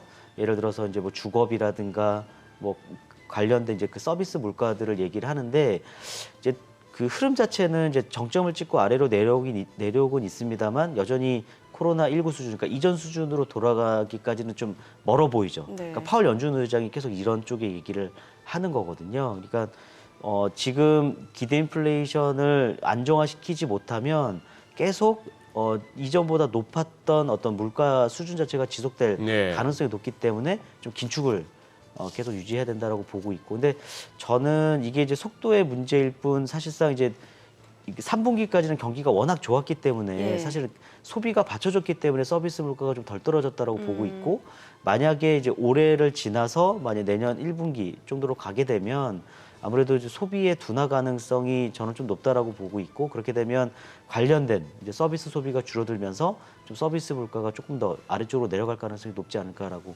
생각은 하고 있습니다. 그리고 한 가지 조금 말씀드리면 이제 물가의 비중이 높은 게 주거비잖아요. 네. 근데 이제 그 샌프란시스코 연은에서 이제 주거비를 예측하는 이제 그 그래프를 최근에 발표를 했는데, 지금 물론 이제 요 그래프를 그대로 믿을 수는 없지만 적어도 내년 연말까지 가면 이 그 스프레드의 그러니까 상단을 보더라도 한 3% 정도까지 예. 빠지게 됩니다. 우측이죠. 예. 그렇죠, 우측이죠. 그러니까 지금 주거비가 전년 동월 대비 기준으로 8%를 찍은 다음에 지금 7.2%까지 빠지고 있거든요. 그러니까 이러한 주거비의 상승률이 내년 뭐 하반기 정도 되면 이제 로우 싱글 숫자, 그러니까 낮은 한 자리 숫자로 떨어진다는 얘기가 되기 때문에 아마도 계속 제가 봤을 때는 이제 서비스 물가의 조금 둔화세 이런 것들을 좀 지속될 가능성이 좀 높지 않을까. 그래서 이런 부분들을 아마 연준이 조금 더 확인해 가고 싶어 하지 않을까라고 생각은 하고 있습니다. 근데 최근에 모기지 금리가 조금 떨어졌잖아요. 이러면 수요 자체가 조금 증가할 수 있는 거 아니에요? 예. 맞습니다. 그러니까 모기지 금리가 이제 8% 부근까지 올라갔다가 예, 조금 다시 떨어졌어요. 떨어졌죠. 예. 근데 여전히 7%대면 높은 이전에 상황. 비하면 예, 상당히 높은 그렇죠. 수준이죠. 그러니까는 기존의 그 주택을 모기지로 사용했던, 그러니까 모기지를 통해서 이제 구매를 했던 그 실질적인 그 실효 이자율 자체가 4%를 넘지 않거든요. 그러니까는 적어도 지금과 같은 모기지 금리 7%대 모기지 금리는 신규 수요를 좀 그러니까 증가시키기에는 좀 다소 높은 금리가 아닌가라고 생각을 하고 있고, 지금 그 대출 기준 자체도 되게 강화됐기 때문에 예. 지금 구매를 하고 싶어도 소득 기준에서 좀 떨어지는, 그러니까 소득 기준을 충족하지 못해서 대출을 받지 못하는 사람도 많은 것 같습니다. 그래서 뭐 그런 부분들을 감안하면 주택 시장도 3분기 때 소폭 그 반등하는 그런 흐름들을 보여줬지만 4분기 때는 그렇게 회복세가 3분기 때보다는 속도 자체는 좀 떨어지지 않을까라고 생각을 하고 있습니다. 네네. 아까 최 의원님 보여주셨던 그래프 다시 한 번만 보자면은 주거비 상승률의 둔화, 예. 저 표현 정확한 표현이고, 그 앞에 차트에서 조금 제가 한번 예. 조고 핵심 물가의 하락세는 정확하게는 물가 상승률의 둔화 아닙니까? 그렇죠. 물가가 떨어진다기보다는 물가 상승률이 상승률이 조금 뭐 5%, 6%씩 물가가 오르다가 그게 그렇죠. 4%, 3%. 그렇죠. 그러니까 이제 물가의 하락세라고 할 것 같으면 좀 오해 소지가 있어요. 그죠? 그러니까 디플레는 아니고 디스인플레이션. 디스인플레이션. 예, 그렇죠. 디스인플레이션. 네. 예. 정확한 지적이십니다. 암만 돌아다녀봐도 무슨 뭐 물가 하락세 느끼는 거는 저기 뭡니까? 늦게 퇴근하면서 제가 한번 마트에 들려오래 하면은 가보면은 샷터 내리기 전에 낮에 그렇게 비싸게 팔던 거만 태그 한 서너 번 갈아 끼워서 한 반값으로 내려올 때 그때 이제 물가 하락을 좀 체감합니다. 뭔가 예. 재고 정리할 때 오늘 팔아야 되는 그러니까. 물. 뭐 백화점의 지하 백화점도 식품점, 그렇고 신선식품 되면 같은 거 그렇죠. 가보면은. 타임세일 같은 거 많이 하죠. 근데 왜 사람들은 비쌀 때 사고 쌀 때는 안 사릴까요? 집도 그렇고 주식도 그렇고. 이 무슨 심리가 이럴까요? 비쌀 때는 서로 못 사서 막 달라들다가 또 그게 뚝 떨어지면 또 안 살라 그래요. 모르겠습니다. 저기 비쌀 때 이렇게 제가 사본 적이 없어가지고 근데 그 지금 현명하시네. 타임세일을 주로 애용하시는 예, 그렇습니다. 분이신데요. 예. 알뜰한 편입니다. 근데 알뜰한 편. 그 아마 그런 게 있을 것 같습니다. 그러니까는 이게 자산 가격의 어떤 상승에 대한 기대 심리가 클 때 결국에는 좀 구매하고자 하는 욕구가 좀 커지는 게 아닌가? 물론 이제 뭐 높은 물건, 그러니까 비싼 물건을 샀을 때 뭐 자신의 만족감이라든가 뭐 남에게 보여주고 싶은 이런 것도 많긴 하겠지만 기본적으로 이제 그 올라갈 때 조금 더 매수가 더 커지는 경우는 결국에는 이게 더 올라갈 거다라는 기대감이 그렇죠. 있기 때문에 올라가는 게 아닌가라고 생각하고 있습니다. 네. 자, 지금 시각 8시 51분 향해 갑니다. 오늘 양시장 호가 상황 좀 짚어보도록 하겠습니다. 먼저 코스피 예상 체결 지수부터 좀 보도록 할게요. 오늘 0.6% 하락 예상되고요. 현재 예상 체결 지수 2,412포인트로 집계가 됩니다. 코스닥도 1% 약세가 예상됩니다. 예상 체결 지수 793포인트로 집계가 됩니다. 아무래도 간밤 뉴욕 증시 또 하락 마무리가 됐기 때문에 이러한 영향도 어느 정도 좀 있을 것으로 예상이 되고 있고요. 또 뭐 장기물 중심으로 지금 국채 수익률이 급등했다라는 점은 시장에서는 분명히 또 부담으로 인식이 될 수밖에 없을 것 같습니다. 코스피 시가총액 상위 종목 예상 체결가 보도록 하겠습니다. 삼성전자 뭐 지금 호가 상황 아직까지 뚜렷한 움직임 나타나지 않고 있고 LG 에너지솔루션이 2% 약세가 예상됩니다. 예상 체결가 42만 원. SK하이닉스가 소폭 상승 예상됩니다. 예상 체결가 12만 8,300원이고요. 삼성바이오로직스는 0.5% 하락이 예상됩니다. 예상 체결가 71만 9천 원. 삼성전자 우선주 보합 예상되고요. 현대차가 0.4% 하락 출발 예상됩니다. 지금 호가에서는 17만 3,900원이고요. 포스코홀딩스가 2% 약세가 예상됩니다. 지금 호가에서는 45만 원으로 집계가 되고 있습니다. 어제장에서는 또 상승 마무리가 됐었는데 지금 호가 움직임은 하루 만에 또 분위기가 달라지고요. 네이버가 0.2% 올라갈 걸로 보이고요. 지금 예상 체결가는 19만 8,600원. LG화학이 오늘 호가에서 2.7% 약세가 예상됩니다. 예상 체결가는 45만 4,500원. 기아가 0.5% 하락 출발 예상되고 있습니다. 코스닥 시가총액 상위 종목 예상 체결가도 보도록 하겠습니다. 에코프로비엠이 지금 사흘 연속 하락 흐름 이어지고 있고요. 오늘장 지금 예상 체결가도 3.8% 약세가 예상됩니다. 예상 체결가는 23만 9천 원. 에코프로도 오늘 하락 출발 예상되고 있습니다. 현재 호가에서는 70만 원으로 집계가 되고요. 셀트리온 헬스케어가 0.5% 상승 예상되죠. 예상 체결가 7만 800원으로 집계가 됩니다. 포스코 DX가 0.8% 하락 예상되고요. 예상 체결가 5만 6,300원. LNF가 5% 약세가 예상됩니다. 예상 체결가 14만 5,500원으로 집계가 됩니다. 앞서 뭐 코스피 쪽에서도 보셨고 지금 코스닥 쪽에서도 호가 상황으로 봤을 때는 2차 전지 관련주들 주가 변동성이 굉장히 클 걸로 예상되는 지금 호가 분위기고요. 이 가운데 HLB가 1.3% 하락 예상되고요. 예상 체결가는 3만 250원. JYP 엔터테인먼트가 1% 상승 예상됩니다. 예상 체결가 10만 6천 원. 이 가운데 알테오젠 3.5% 하락 예상되고요. 예상 체결가는 6만 원으로 집계가 됩니다. HPSP가 지금 뭐 호가에서 아직까지 움직임 나타나지 않고 있고 레인보우 로보틱스가 4.7% 약세 예상되고요. 예상 체결가는 15만 6천 원으로 집계가 됩니다. 자, 이제 개장까지 6분여가량 남았습니다. 오늘 장도 보니까 일단 시장 전반적으로 좀 하방 압력이 있을 것 같긴 하네요. 예. 일단 뭐 뉴욕장을 확인하고 나면 예. 이렇게 좀 자신감이 떨어질 만한 상황이고 왔다 갔다 하고 있는데 뭐 어쨌거나 이렇게도 비유할 수 있겠습니다. 왜 성적이 잘 안 나오니 우리 집이 바로 기차 철길 옆이잖아요. 옛날 얘기입니다만 요즘은 KTX 뭐 소리도 없이 씩 지나갑니다만 옛날에 빽빽거리면서 가던 시절 얘기입니다. 네. 우리 집이 철길 옆이라서 난 시끄러워서 공부를 못 하겠어요 해요. 그래 엄마가 아빠가 마음 먹고 애 공부시키려고 아주 조용한 동네로 이사를 갔습니다. 네. 공부방 방은 잘 되는 공부방도 마련해주고 이제 공부해서 실력을 보여줘야죠. 그런 상황이 된 겁니다. 이제 우리 실력을 이제 진짜 봐야 되는 거죠. 뭔가 어떤 기업 가치라든지 네, 제대로 적정한 리저너블한 레벨에서 우리가 지금 그동안 거래를 하고 있었던지 네. 이런 부분들을 이제 확인하고 나가는 과정이죠. 좋은 회사이다, 성장성이 있다, 아직도 싸다 싶으면 오를 것이고 왜 억지스럽게 파는 세력이 없으니까 예, 예. 꼭 억지스럽다기보다도 그냥 공매도라는 아니면 하방 배팅을 하는 세력들이 없어졌으니 얼마든지 갈 수 있고 그 와중에 또 빚까지 내서 더 올라갈 수도 있고 네. 한 이런 여건에서 못 올라가면은 그만큼 또 비쌌다는 얘기가 되겠죠. 그래요. 네. 그럼 개인적으로 보시기에 지금 국내 증시가 지금 저평가, 고평가 어느 구간에 놓여 있다고 보시는 거예요? 뭐 제가 정확하게 좀 판단하기는 좀 어렵긴 합니다만 예.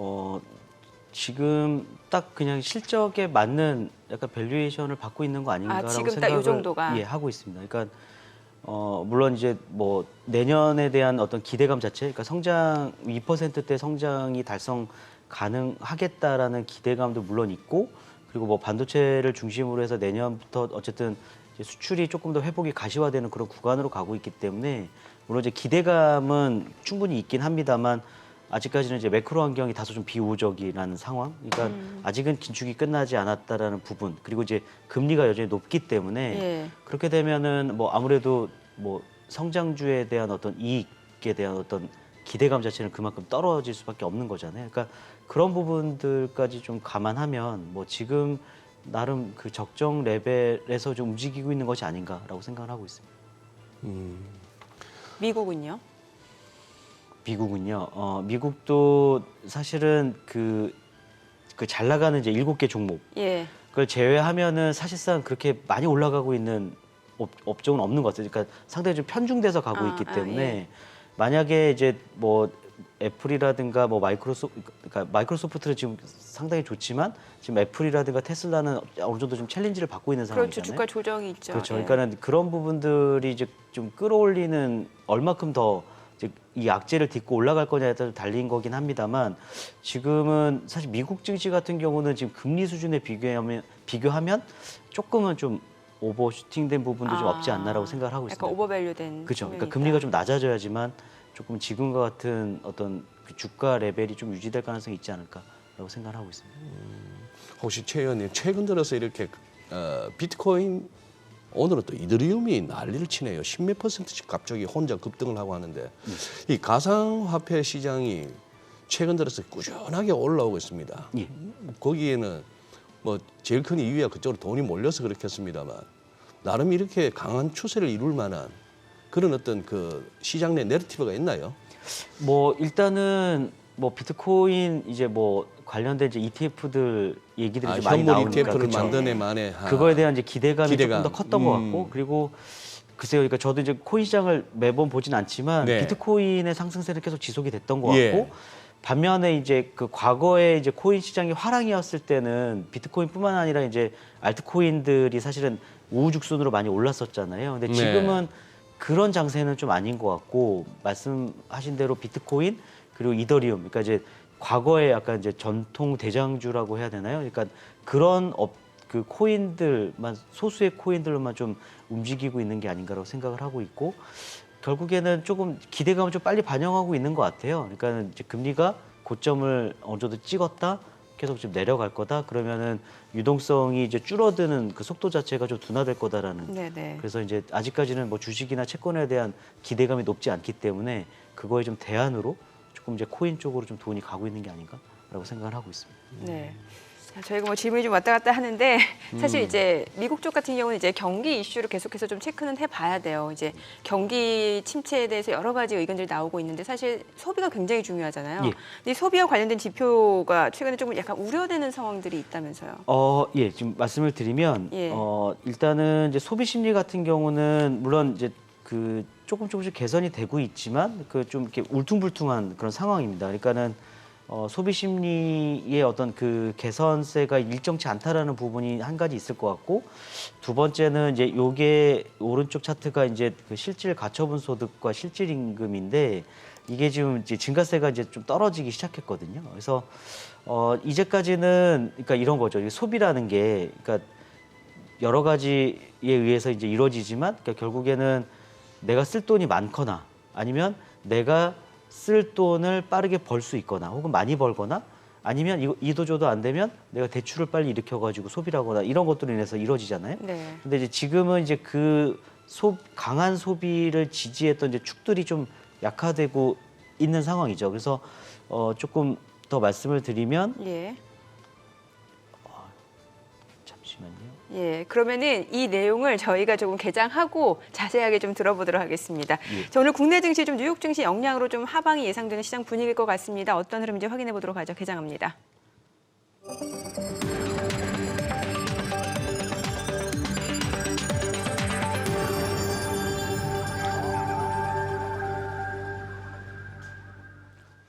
네, 11월 10일 금요일 국내 증시 개장했습니다. 간밤 뉴욕 증시 상승 랠리를 이어오다가 9거래일 만에 또 하락 전환했습니다. 미 재무부 30년 이렇게 국채 입찰 결과 수요가 부진했다는 측면에서 30년물 국채 수익률이 하루 만에 14bp 급등을 했습니다. 시장에서는 좀 부담으로 인식이 될 수밖에 없을 것 같고요. 투자 심리가 많이 위축된 모습이었습니다. 뉴욕 증시 하락 마감했고 어제 국내 증시도 좀 변동성이 컸습니다. 코스닥이 1% 넘게 떨어진 상황이었고 오늘장도 일단 주말을 앞둔 금요일이기 때문에 여러 가지 측면에서 불확실성 계속해서 이어지고 있기 때문에 좀 하방 압력이 있는 모습이고요. 오늘 양시장 출발 지수 좀 보도록 하겠습니다. 코스피가 0.8% 떨어집니다. 2,404포인트. 코스닥도 1.3% 하락합니다. 792포인트입니다. 양시장 1% 안팎으로 지금 떨어지고 있는 모습이고요. 시가총액 상위 종목 시초가 보겠습니다. 삼성전자가 오늘 0.57% 하락합니다. 69,900원. LG에너지솔루션이 2.68% 하락 중이고요. 41만 7,500원. SK하이닉스가 0.6% 떨어집니다. 12만 7,200원. 삼성바이오로직스가 지금 약보합권이죠. 72만 2천원이고요. 삼성전자 우선주가 0.5% 하락합니다. 5만 6,500원이죠. 현대차가 소폭 내림세입니다. 17만 4,200원이고요. 그리고 포스코홀딩스가 2.7% 떨어집니다. 44만 8천원. LG화학도 2.3% 약세입니다. 45만 6,500원이고요. 네이버가 0.9% 하락합니다. 19만 5,600원. 기아가 0.39% 떨어집니다. 7만 7,200원에 거래되고 있습니다. 코스닥 시가총액 상위 종목 시초가도 보도록 하겠습니다. 코스닥 쪽에서는 오늘 에코프로비엠 나흘 연속 지금 주가 조정받고 있습니다. 4.8% 하락, 23만 6,500원이고요. 에코프로도 4% 넘게 떨어집니다. 69만 7천원. 결국에 또 70만 원을 좀 깨고 내려오네요. 셀트린 헬스케어가 0.5% 올라갑니다. 7만 800원이고요. 포스코 DX가 3% 약세입니다. 5만 4,900원. LNF가 2.8% 하락합니다. 14만 9,100원이고요. HLB가 0.6% 떨어집니다. 3만 450원. JYP 엔터테인먼트가 0.3% 하락 중이죠. 10만 4,500원이고요. 지금 알테오젠 지금 약보합이네요. 6만 2,100원. 레인보우 로보틱스가 3.5% 하락합니다. 15만 8천원이고요. HPSP가 0.9% 떨어지면서 3만 6,950원에 거래되고 있습니다. 지금 시간 9시 2분 지나갑니다. 자, 오늘장에서는 또 빈대 관련주들이 다시 올라갑니다. 경농이 지금 8% 강세입니다. 14,400원에 거래되고 있고요. 인바이오가 지금 4.58% 올라갑니다. 5,480원에 거래되고 있고요. 동성제약 오늘 2% 상승합니다. 6,670원. 그리고 경남제약이 2.5% 상승 중이죠. 2,035원이고요. 누보가 소폭 올라가고 대한유팜도 소폭 상승세고요. 동구바이오제약도 0.38% 올라가면서 5,350원에 거래되고 있습니다. 오늘 또 빈대 관련주들 상승세고요. 앞서 제가 비트코인 좀 말씀을 드렸는데 지금 비트코인 쪽 이제 비트코인 좀 급등하면서 이쪽으로 또 다시 한번 투자 심리가 많이 지금 좋아지고 있는 상황인데 오늘 이제 비트코인 관련주 내에서는 위지트가 지금 7% 강세고요. 우리기술투자도 6.9% 올라갑니다. 5,270원. KG 모빌리언스는 소폭 떨어지고요. 에이티넘 인베스트가 4% 강세입니다. 자, 그리고 네오위즈 홀딩스가 2.5% 상승 중이고요. 갤럭시아 머니트리가 3.5% 상승하면서 6,690원, 6,700원이고요. 위메이드도 2% 올라갑니다. 그리고 다날도 1% 상승 중이죠. 4,200원이고요. 그리고 M게임도 1.8% 올라갑니다. 그 밖에 T사이언티픽도 1% 상승 중이고요. 컴투스 홀딩스 보셨죠? 지금 6% 넘게 올라갑니다. 지금 시각 9시 4분 지나갑니다. 자, 수급 상황 좀 체크를 해보도록 하겠습니다. 오늘 유가증권 시장에서는 지금 개인 투자자 순매수입니다. 283억 원 순매수고요. 외국인과 기관은 각각 138억 원, 139억 원 매도 우입니다. 코스닥에서는 외국인이 매수 보여줍니다. 121억 원 순매수고요. 개인은 41억 원, 기관은 74억 원 매도 우위를 나타냅니다. 지금 시각 9시 4분 지나갑니다. 오늘 외환시장 개장 상황 보도록 하겠습니다. 오늘 달러원 환율이 좀 많이 올라갑니다. 8원 30전 상승한 1,318원 40전에 개장이 됐습니다. 오늘 환율 좀 많이 올라가는데요. 네. 예. 지금 뭐 우리만 오르는 게 아닙니다. 지금 달러엔 환율 다시 151.30엔대까지 그걸 맞춰서 우리 엔원이 계속해서 100엔당 870원이라는 얘기는 1,000원 깨지고 900원 깨지고 900원에서 한참 머물다가 깨진 이후에 뭐 전저점이었다고 할 만한 880원도 깨고 내려왔는데 네. 여기서 이제 870원 여기서는 이제 달러엔 따라서 같이 가기도 하고 달러 인덱스도 따라가면서도 합니다만 지금 딱히 이렇게 환율이 내려갈 만한 뭐 주변에 여건이 안 되니까 아니, 또 간밤에 제롬 펄 연준 의장이 뭐 예, 또 그런 또 추가적인 긴축 의지를 다시 예, 한번 그렇게 됐으니 확인시켜줬으니까. 딜러들이라면 이렇게 반응할 수밖에 없는데 그래서 이게 이제 정확하게 손절을 지켜야 하는 기관의 매니저나 딜러들은 이래서 힘든 거예요. 예를 들어서 1,300 뭐 한 15원 어라운드에서 이렇게 달러 매수 포지션을 들고 한번 길게 봤던 선수라도 네. 이게 1,310원 깨지고 1,300원도 막 깨지고 할 것 같으면은 일단 팔아야 된단 말이죠. 네. 다시 이렇게 원위치가 온다 하더라도 팔고 나서 다시 이렇게 자기 샀던 레벨보다 다시 이제 인더머니로 접어들면 얼마나 허무할까요? 그렇지만 그쪽은 또 그래서 시장은 이렇게 좀 변동성이 있죠. 올라갔다 내려올 거 왜 와? 결국 저렇게 밀었다가 다시 원위치할 거 왜 밀었어 싶은데 그렇게 할 수밖에 없는 시장 플레이어들이 많다 보니까 또 그걸 노린 또 공격도 있고 그렇죠. 그런 상황인데 어떻게 보면은 최근 한 11월 들어서 이루어졌던 그 손절매 장세도 일단락된 거 아닌가 싶네요. 손절매 장세라는 것은 국채 가격 떨어진다, 하방 베팅, 네. 국채 금리 오른다, 달러 강해진다. 그리고 주식도 조금 더 주식시장도 좀 밀린다 쪽으로 막 몰렸던 세력들이 11월 접어들면서 아니네 하면서 다 감아야 했던 예. 그 단계가 이제 어제나 그저께쯤부터 해서 좀 마무리되는 단계. 그러니까 양쪽이 서로 이제 전열을 정비해서 다시 한번 오늘은 좀 싸워보는 시장이 거죠. 다시 제대로 좀 평가를 받고 있는. 글쎄 이제 그동안에 이제 쇼커브 장세가 마무리됐으니까 주식 쪽으로만 얘기했을 때 주식 하방 패팅했던 세력들의 어떤 막 이렇게 되사야만 하는 예. 뭐 의도했건 의도하지 않았건 되사야만 했던 그런 부분이 급하게 사야만 했던 부분이 이제 마무리되고 다시 이제 펀더멘털에 집중하는 그런 시기로 저는 뭐 해설하기는 편하죠. 해설하기는 편하고 운동장에서 뛰는 선수는 입에서 단내가 나고 그런 겁니다. 예. 어렵네요. 앞서 저희 뭐 그 얘기해봐야죠. 소비 주도 모멘텀이 여전히 있는 건지. 예. 예. 아니면 오늘 국내 증시 잠깐 얘기하셔도 좋고요. 국내 증시요? 예. 뭐 증시 쪽은 제가 코멘트할 거는 많이 없지만 예. 이제 말씀 주신 대로 지금 이제 뭐 공매도 금지 조치 발표된 이후에 이제 좀 변동성이 좀 컸던 그렇죠. 부분들, 예. 그러니까 위쪽이든 아래쪽이든 네, 아마 이런 네. 부분들은 어느 정도 좀 약간 소강 국면이지 않나라고 생각을 하고 있고 이제 오늘 이제 주가의 당연히 약세는 어제 이제 미국 증시가 이제 금리 상승과 또 달러와의 강세, 그러니까 파월 연준 의장의 어떤 매파적인 스탠스가 재확인됐다라는 점 이런 것들이 좀 부담 요인으로 좀 작용하는 것 같고요.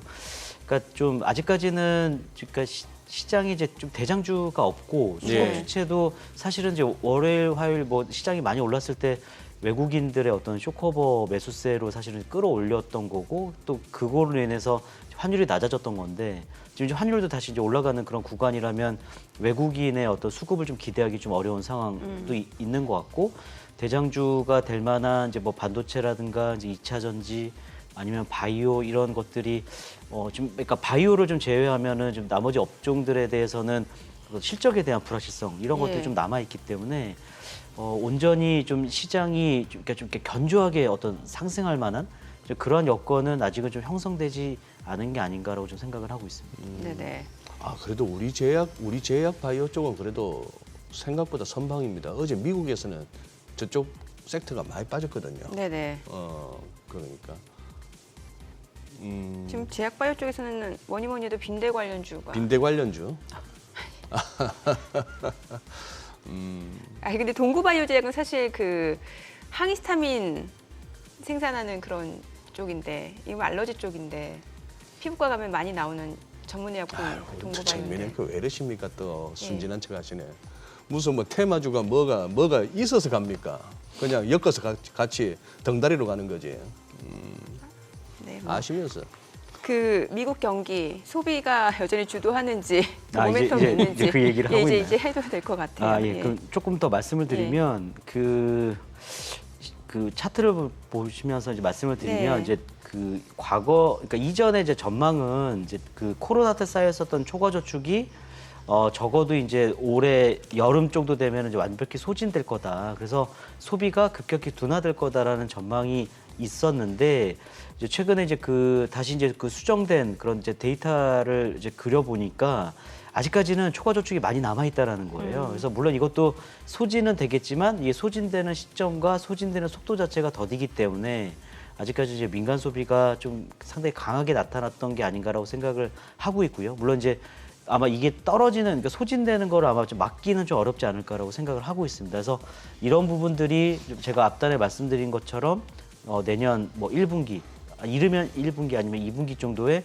어떤 소비 둔화로 이어질 가능성이 높다라고 보고 있고, 제가 이제 대출을 하기 좀 어렵다라고 말씀드렸었잖아요. 그러니까 지금 연준의 어떤 그 규제도 강화가 됐고 기본적으로 그러니까 두 가지 측면이 있는 것 같아요. 그러니까 금리가 많이 올라갔기 때문에 이거에 따른 어떤 대출 수요가 줄어든 부분도 있겠지만 기본적으로 가계라든가 기업 쪽에 은행들이 이제 대출을 하는 그런 기준 자체가 상당히 강화되고 있는 추세입니다. 그래서 이런 것들도 좀 감안하면 그러니까 소비만 한정지어서 말씀을 드리면 그러니까 일자리가 다시 부족해지고 초과 저축이 많이 소진되고 여기다가 대출도 하기 어려운 상황으로 가면 아마도 지금과 같은 더 강한 소비 자체가 좀 유지되기는 좀 어렵지 않을까라는 그런 전망을 저희는 이제 하고 있는 상황인 거죠. 그러니까 가처분 소득 자체가 지금 줄어들게 되는 거예요. 그렇죠. 가처분 소득도 줄어들고 예를 들면은 지금 정부 지출이 올해도 좀 많이 늘었었는데 네. 지금 이제 좀 있으면 아마 예산안 얘기가 또 나오긴 할 네, 겁니다. 네. 근데 아마 민주당의 어떤 본 예산안으로 통과되기 어려울 거고 아마 줄어들 가능성이 있어 보이고요. 그래서 그런 것들까지 감안하면 뭐 이전 지출 이런 것들도 줄어들 가능성이 높고 그렇게 보면은 소득도 그렇게 크게 올해만큼 어떤 소득 증가율을 나타내기는 좀 어렵지 않을까라고 생각을 하고 있습니다. 저기는요. 중국도 한번 짚어주세요. 예, 요새 우리 중국은 제가 중국 얘기 차트를 너무 안 하고 준비했는데 중국 얘기 너무 안 하고 지냈습니다, 사실. 네. 중국이 뭐 일단은 뭐 기대할 만한 거는 아까 이제 뉴스도 나왔지만 이제 광군제가 광군제. 있어서 아마 뭐 국내에도 뭐 화장품이라든가 약간 의류업종 그리고 일부 이제 그 애플과 관련된 그 기업들은 약간의 모멘텀 플레이가 좀 가능한 구간이 좀 있을 것 같고요. 중국 경기는 사실상 그러니까 바닥은 찍고 올라오곤 있지만 지금 그 경기 부양책 자체가 상당히 좀 단편적이고 아마 최근에 유동성을 다시 좀 풀 거라는 얘기들이 나오곤 있습니다. 경기가 아직 빠르게 못 올라오고 있기 때문에 지준율 인하에 대한 얘기도 다시 나오고 있고요. 그래서 아마 그런 부분들이 좀 추가적으로 이루어져야 우리가 실질적으로 좀 체감할 수 있을 만큼의 어떤 경기 모멘텀이 좀 나타나지 않을까라고 생각을 하고 있고요. 지금 당장만 놓고 보면 제조업 경기도 이제 50선 위로 올라왔다가 재차 지금 꺾이기 시작했고 부동산 쪽도 투자도 여전히 좀 계속 부진한 상황이고 그런 상황이다 보니까 이제 고용 시장도 여전히 좋지 않고 그래서 소비도 아직은 그렇게 뚜렷하게 개선되는 그런 흐름들을 보여주지 않고 있기 때문에 올해도 아마 5%라는 그 성장률 목표를 좀 달성하기 좀 어렵지 않을까라고 저는 조심스럽게 좀 전망을 하고 있습니다. 그래서 오히려 그 재정 정책이라든지 통화 정책에 대한 기대감이 있어서 역으로 좋게 보시는 분들도 있더라고요. 그렇죠. 그러니까 근데 그런 것들이 결국에는 이제 처음에 정책이 발표됐을 때 한 번, 그리고 이 정책이 효과가 잘 나타나서 경제 지표 이제 반등으로 이제 나타나는 것들이 좀 한 번 더 확인이 돼야 실질적으로 좀 호재로 인식되는 경우가 많은데 사실 지금 이 중국이 정책에 대한 기대감 때문에 올랐다가 정책은 생각보다는 좀 강하게 나오지 않고 그로 인해서 이제 그 경제 지표의 반등도 좀 강하게 나타나지 않고 해서 그러면서 자꾸 이제 실망과 기대가 반복됐었던 상황이거든요. 그래서 이제 그런 부분들이 좀 좀 당분간은 좀 더 이어지지 않을까라고 저희는 생각을 하고 있습니다. 이제 뭐 정권가 리포터가 됐건 우리 최영기 위원님의 리포터가 됐건 이제 우크라이나, 러시아, 뭐 이스라엘, 하마스 이거는 이제 전혀 뭐 고려 대상이 아닙니까? 어떻습니까? 예, 뭐 고려 대상이 아니진 않고 이게 아직까지는 이제 이게 유가라든가 유가를 포함한 이제 어떤 원자재 가격에 예. 미치는 영향이 아직까지는 좀 다행스럽게도 제한적이다 보니까 뭐 뉴스플로우나 이런 것들은 계속 저희가 따라가고는 있지만 뚜렷하게 그냥 좀 그러니까 러시아 우크라이나 전쟁은 좀 소강 국면 완전히 간 것 같고 이스라엘과 이제 하마스 전쟁은 뭐 시가전 이런 것들에 대한 그 우려는 있긴 하지만 아직까지는 그 주변국들의 어떤 확정 가능성은 아직까지는 좀 낮게 보고 있는 상황이기 때문에 그래서 그런 부분에서 좀 금융시장에서 엄청난 어떤 악재로 좀 인식되고 있지는 않은 상황인 것 같습니다. 지금 예. 네, 하세요. 예. 저기 유가 부분은 어떻게 보십니까? 지금 여기서 이제 많이 떨어졌는데 예. 여기서의 추가 하락이 시장에 줄 수 있는 두 가지 신호가 있잖아요. 첫 번째는 유가가 떨어지네, 인플레이션 압력이 그만큼 줄어드네. 좋은 어떤 해석이 될 것이고 인플레이션 쪽에서 부담은 주네 하는 것 이상으로 야 이렇게까지 유가가 떨어지는 거는 그만큼 경기가 안 좋다는 거야. 예. 이렇게 두 가지 해석이 가능할 것 같은데요. 근데 이제 뭐 올해뿐만 아니라 이제 내년도의 이제 전반적인 어떤 성장률을 보면 네. 올해랑 거의 비슷할 거라고 보고 있거든요. 네. 4% 정도를 보고 있는 상황이고 수요가 뭐 그렇게 크게 좀 그러니까 수요 둔화에 대한 우려는 있긴 합니다만 유가의 어떤 배럴당 뭐 보수적으로 잡아서 75달러 그 수준 밑으로 좀 이렇게 떨어뜨릴 만큼 이렇게 급격하게 경기가 나빠질 거냐라고 봤을 때 이제 그렇게 보진 않는 상황이기 때문에 어느 정도 레인지가 좀 있을 것 같습니다. 그러니까 유가가 배럴당 90달러를 넘어서는 거는 아마 지정학적 리스크라든가 이런 것들이 그런 프리미엄이 들어가야지만 올라가는 거고 보통의 경우라면 지금 80달러 전후에서 움직이고 있잖아요. 그러니까 지금 수준이 딱 그 그러니까 지금 보여주고 있는 펀더멘탈에 딱 그 대응되는 그런 값이 아닌가라고 생각하고 있습니다. 네. 알겠습니다. 오늘 내용 잘 들었습니다. 고맙습니다. 네, 고맙습니다. 예, 감사합니다.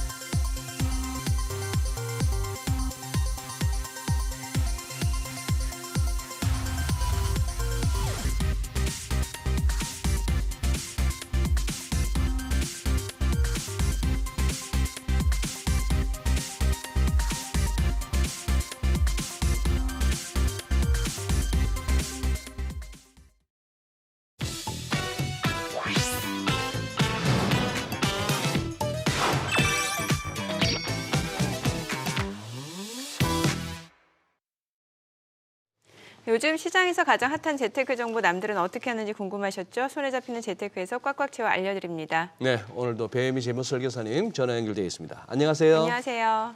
네, 안녕하세요. 네, 오늘 어떤 재테크 소식인가요? 네, 한동안 내리막길을 타던 미국 장기채 ETF 수익률이 반등하고 있습니다. 11월 FOMC에서 금리를 동결한 이후 추가 금리 인상은 없을 것이라는 인식이 퍼지고 있어서인데요. 오늘은 수익률 상승 기대감이 커지고 있는 미국 장기채 ETF에 대해 짚어드리도록 하겠습니다. 네, 뭐 지금 미국 장기채 ETF로 좀 자금이 되고 유입되고 있다고 하는데 최근에 보니까 1,000억 원 이상 지금 3개월간 미국 장기채 ETF에 1,000억 원 이상 자금이 몰렸다면서요.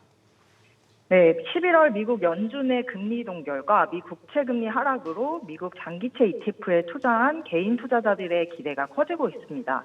10년 만기 미 국채 금리는 한때 연 4.5% 밑으로 떨어지기도 했는데요. 최근 장기채 ETF는 금리 반등으로 수익률이 좋지 않았지만 향후 기준금리가 하향 안정화될 것이라는 기대와 손실폭을 줄이기 위한 개인들의 저점 매수세가 대거 유입된 것으로 분석됩니다. 실제 개인들은 최근 3개월간 에이스 미국 30년 국채 액티브 H를 1,160억 원어치 사들였고 타이거 미국채 30년 스트립 액티브 합성 H를 313억 원가량 순매수했으며 개인 순매수액이 가장 큰 에이스 미국 30년 국채 액티브 ETF에는 연준의 11월 기준금리 동결 직후인 2일 하루에만 36억 5,400만 원의 개인 자금이 순이입됐습니다. 미국에 투자하는 이들도 상황은 비슷한데요. 예탁결제원에 따르면 1일 기준 최근 한 달간 국내 투자자가 가장 많이 사들인 상품은 디렉시온 데일리 20년 이상 미 국채 3배 ETF로 1억 2,387만 달러, 하나로 약 1,664억 원어치가 순매수됐습니다. 네. 여기도 3배짜리가 있구나. 근데 원래 이렇게 투자 금융 상품 중에서 가장 이렇게 좀 허를 찔렸다 할까, 그리고 또 손실이 만만치 않은 곳이 이 국채 가격이 오른다 쪽에, 즉 국채에 대한 투자 쪽이었는 것 같은데, 이게 이제 10년물 같은 게 5% 갖다가 넘나들 정도로 고공행진하면서 연초에 일찍 들어가셨던 분들 상당히 이렇게 힘들어하십니다. 지금 올 한 해 수익률 한번 점검해 볼까요? 네, 5일 한국거래소에 따르면 지난 3일 기준 올해 연초인 1월 2일부터 11월 3일까지 미국 30년물 국채에 투자하는 에이스 미국 30년 국채 액티브 H는 마이너스 19.53%의 손실을 기록했고, 코덱스 미국채 울트라 30년물 선물 H도 마이너스 14.23%로 손실을 냈습니다. 최근 3개월간 기준으로 보면 해당 ETF의 수익률은 각각 마이너스 14.93%, 마이너스 22.10%, 마이너스 14.41% 등으로 줄줄이 손실을 봤습니다. 네, 추가 금리 인상 없을 거다라는 기대감에 지금 미국 장기채 ETF 투자자들 기대감이 커지는 분위기인데요. 수익률도 반등의 기미를 보이고 있다면서요. 네, 그렇습니다. 최근 일주일 동안 에이스 미국 30년 국채 선물 레버리지 합성 H ETF는 5.52% 올랐고, 이 ETF는 미국이 금리 동결을 발표한 지난 1일 이후 줄곧 상승세를 보이고 있습니다. 다른 미 장기채 ETF도 상승세를 이어가고 있는데요. 타이거 미국채 30년 스트립 액티브 합성 H는 1일 이후 수익률이 4%에 달하며, 같은 기간 KB스타 미국 장기 국채 선물 레버리지 합성 H는 4.11%의 수익을 올렸습니다. 네. 인플레이션이 확실하게 잡혔다고 보기에는 아직 좀 시기상조인 것 같습니다. 뭐 내년에 금리 인하가 될지는 아직 미지수인데요. 시장 기대는 크지만, 자, 금리 인하를 전망해서 장기채 ETF 투자하는 투자자들이 좀 고려할 만한 점도 한번 짚어주시죠. 네, 5%에 근접하던 금리가 고점을 봤다고는 볼 수 있으나 금리가 추세적으로 하락할 것이라는 기대는 일러 보입니다. 전문가들은 금리 인하까지 이어질지는 보다 신중한 접근을 주문하며 본격적인 금리 인하 시점은 내년 하반기로 예상했는데요. 연준의 목적이 단순히 시중금리 하락이 아닌 긴축 효과를 유지할 수 있도록 하는 것인 만큼 매파적 기조는 다시 강해질 가능성이 있기 때문에 투자는 좀 신중하셔야겠습니다. 네, 내용 잘 들었습니다. 고맙습니다. 네, 감사합니다. 10길 물속은 알아도 한길 사람 속을 모른다고 하죠. 요즘 부동산에 딱 맞는 말이 아닐까 싶습니다. 집값을 좀처럼 종잡을 수가 없습니다. 네, 고금리 기간에도 고공행진하던 집값이 다시금 소강 상태를 보이고 있습니다. 일부 수도권 지역에서는 손절매도 이어진다고 하는데요. 한 주간의 부동산 시장 함께 살펴보시죠. 오늘도 도시와 경제 송성현 대표 함께합니다. 어서 오세요, 송 대표님. 네, 안녕하세요. 네. 집값도 들쩍날쩍하는데 매주 이렇게 부동산 시장 짚어주시기도 만만치 않으시죠? 네, 힘드네요. 아니, 한 주간 동향 한번 좀 정리해 주시죠. 네. 네. 지금 뭐 동향은 최근 이제 흐름 자체가 상승률은 점점 둔화가 되고 거래량은 축소되는 그런 모습이고요. 그리고 그런 동향 안에서 지금 본다라면은 매물이 좀 쌓여 간다라는 게 이런 부분들이 시장에서 많은 사람들이 좀 고민도 하고 거래가 잘 안 된다라고 볼 수 있을 것 같아요. 지금 서울의 월간 아파트 매매 그 거래량을 보시더라도 지금 올 10월 정도 들어서 지금까지 집계된 게 한 1,700건 정도 지금 나와 있잖아요. 11월 8일 기준.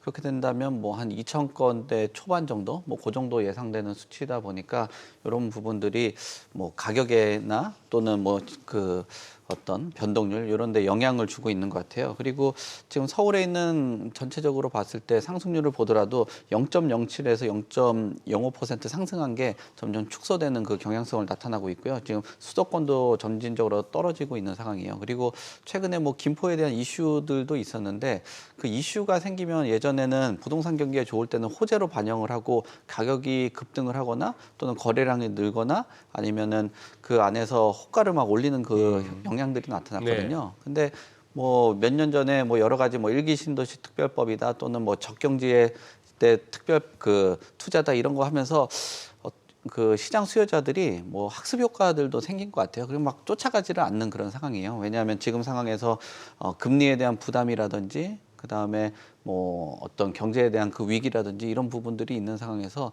수요자들이 굉장히 좀 관망을 하고 있다. 근데 여기서 또 문제는 뭐냐면은 이런 거래들 안에서 또 거래가 2, 3년 가격에 전에 매입을 하셨다가 소위 그 손절매라고 하는 그 거래들이 지금 나타나고 있어요. 아, 그래요? 네, 성남 수성구에 있는 아파트를 보니까 2021년도에 그 거래를 한 13억에 하신 그 매수자가 지금 2년 정도 지났는데 10억 정도의 거래를 했거든요. 한 3억 정도를 빼고 떨어진 가격으로 거래했는데 뭐 여기에 경비라든지 또 거래하는 비용들 발생되면 손해가 더 크겠죠. 그리고 네. 안양에 있는 아파트 같은 경우도 지금 4억 4천 정도 선에서 지금 3억 9,800 정도로 한 4천만 원 이상 떨어진 가격으로 나오고 있고요.